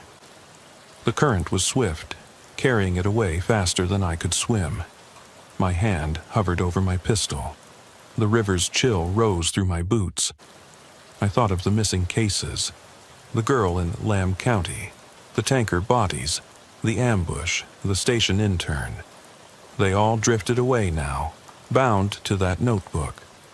I realized he was right. Some memories, once released, can never be retrieved. The lamp above us sputtered and went out, leaving only starlight and the river's restless hum. I watched the notebook fade under the girders until it was swallowed by black water. Then I rose, boots sinking into softened earth. My jacket was damp where the river spray washed over me. I stood on the bank, silence pressing in from all sides. No sirens, no flashlights, no answer on the radio. Just me, the river, and the night. I raised my head and shivered. Whether from cold or adrenaline, I couldn't tell. I pulled my phone from my pocket and typed a single message to dispatch. Found Holloway at river. Notebook lost. No backup. Will return to station. I hit send, even though I knew it would bounce. There would be no record of his confession, no proof of what happened. They'd find me later, likely cold, wet, and exhausted. They might even charge me with reckless pursuit or destruction of evidence, but none of that mattered. The river had taken his ledger, and with it, the tide of my guilt. I turned away from the water and walked back toward the road, toward wherever the cruiser waited. Each step sank me deeper into the night, and yet I felt lighter, as if letting go of that notebook had unshackled a weight. I glanced up at the sky where the moon slivered behind clouds and felt a strange calm. I had faced the darkest parts of myself, each phantom I'd hunted given form and dialogue, and had survived to tell the tale. No mask, no book, no river could drown me. The brush crackled behind me. I froze, hand on the small of my back.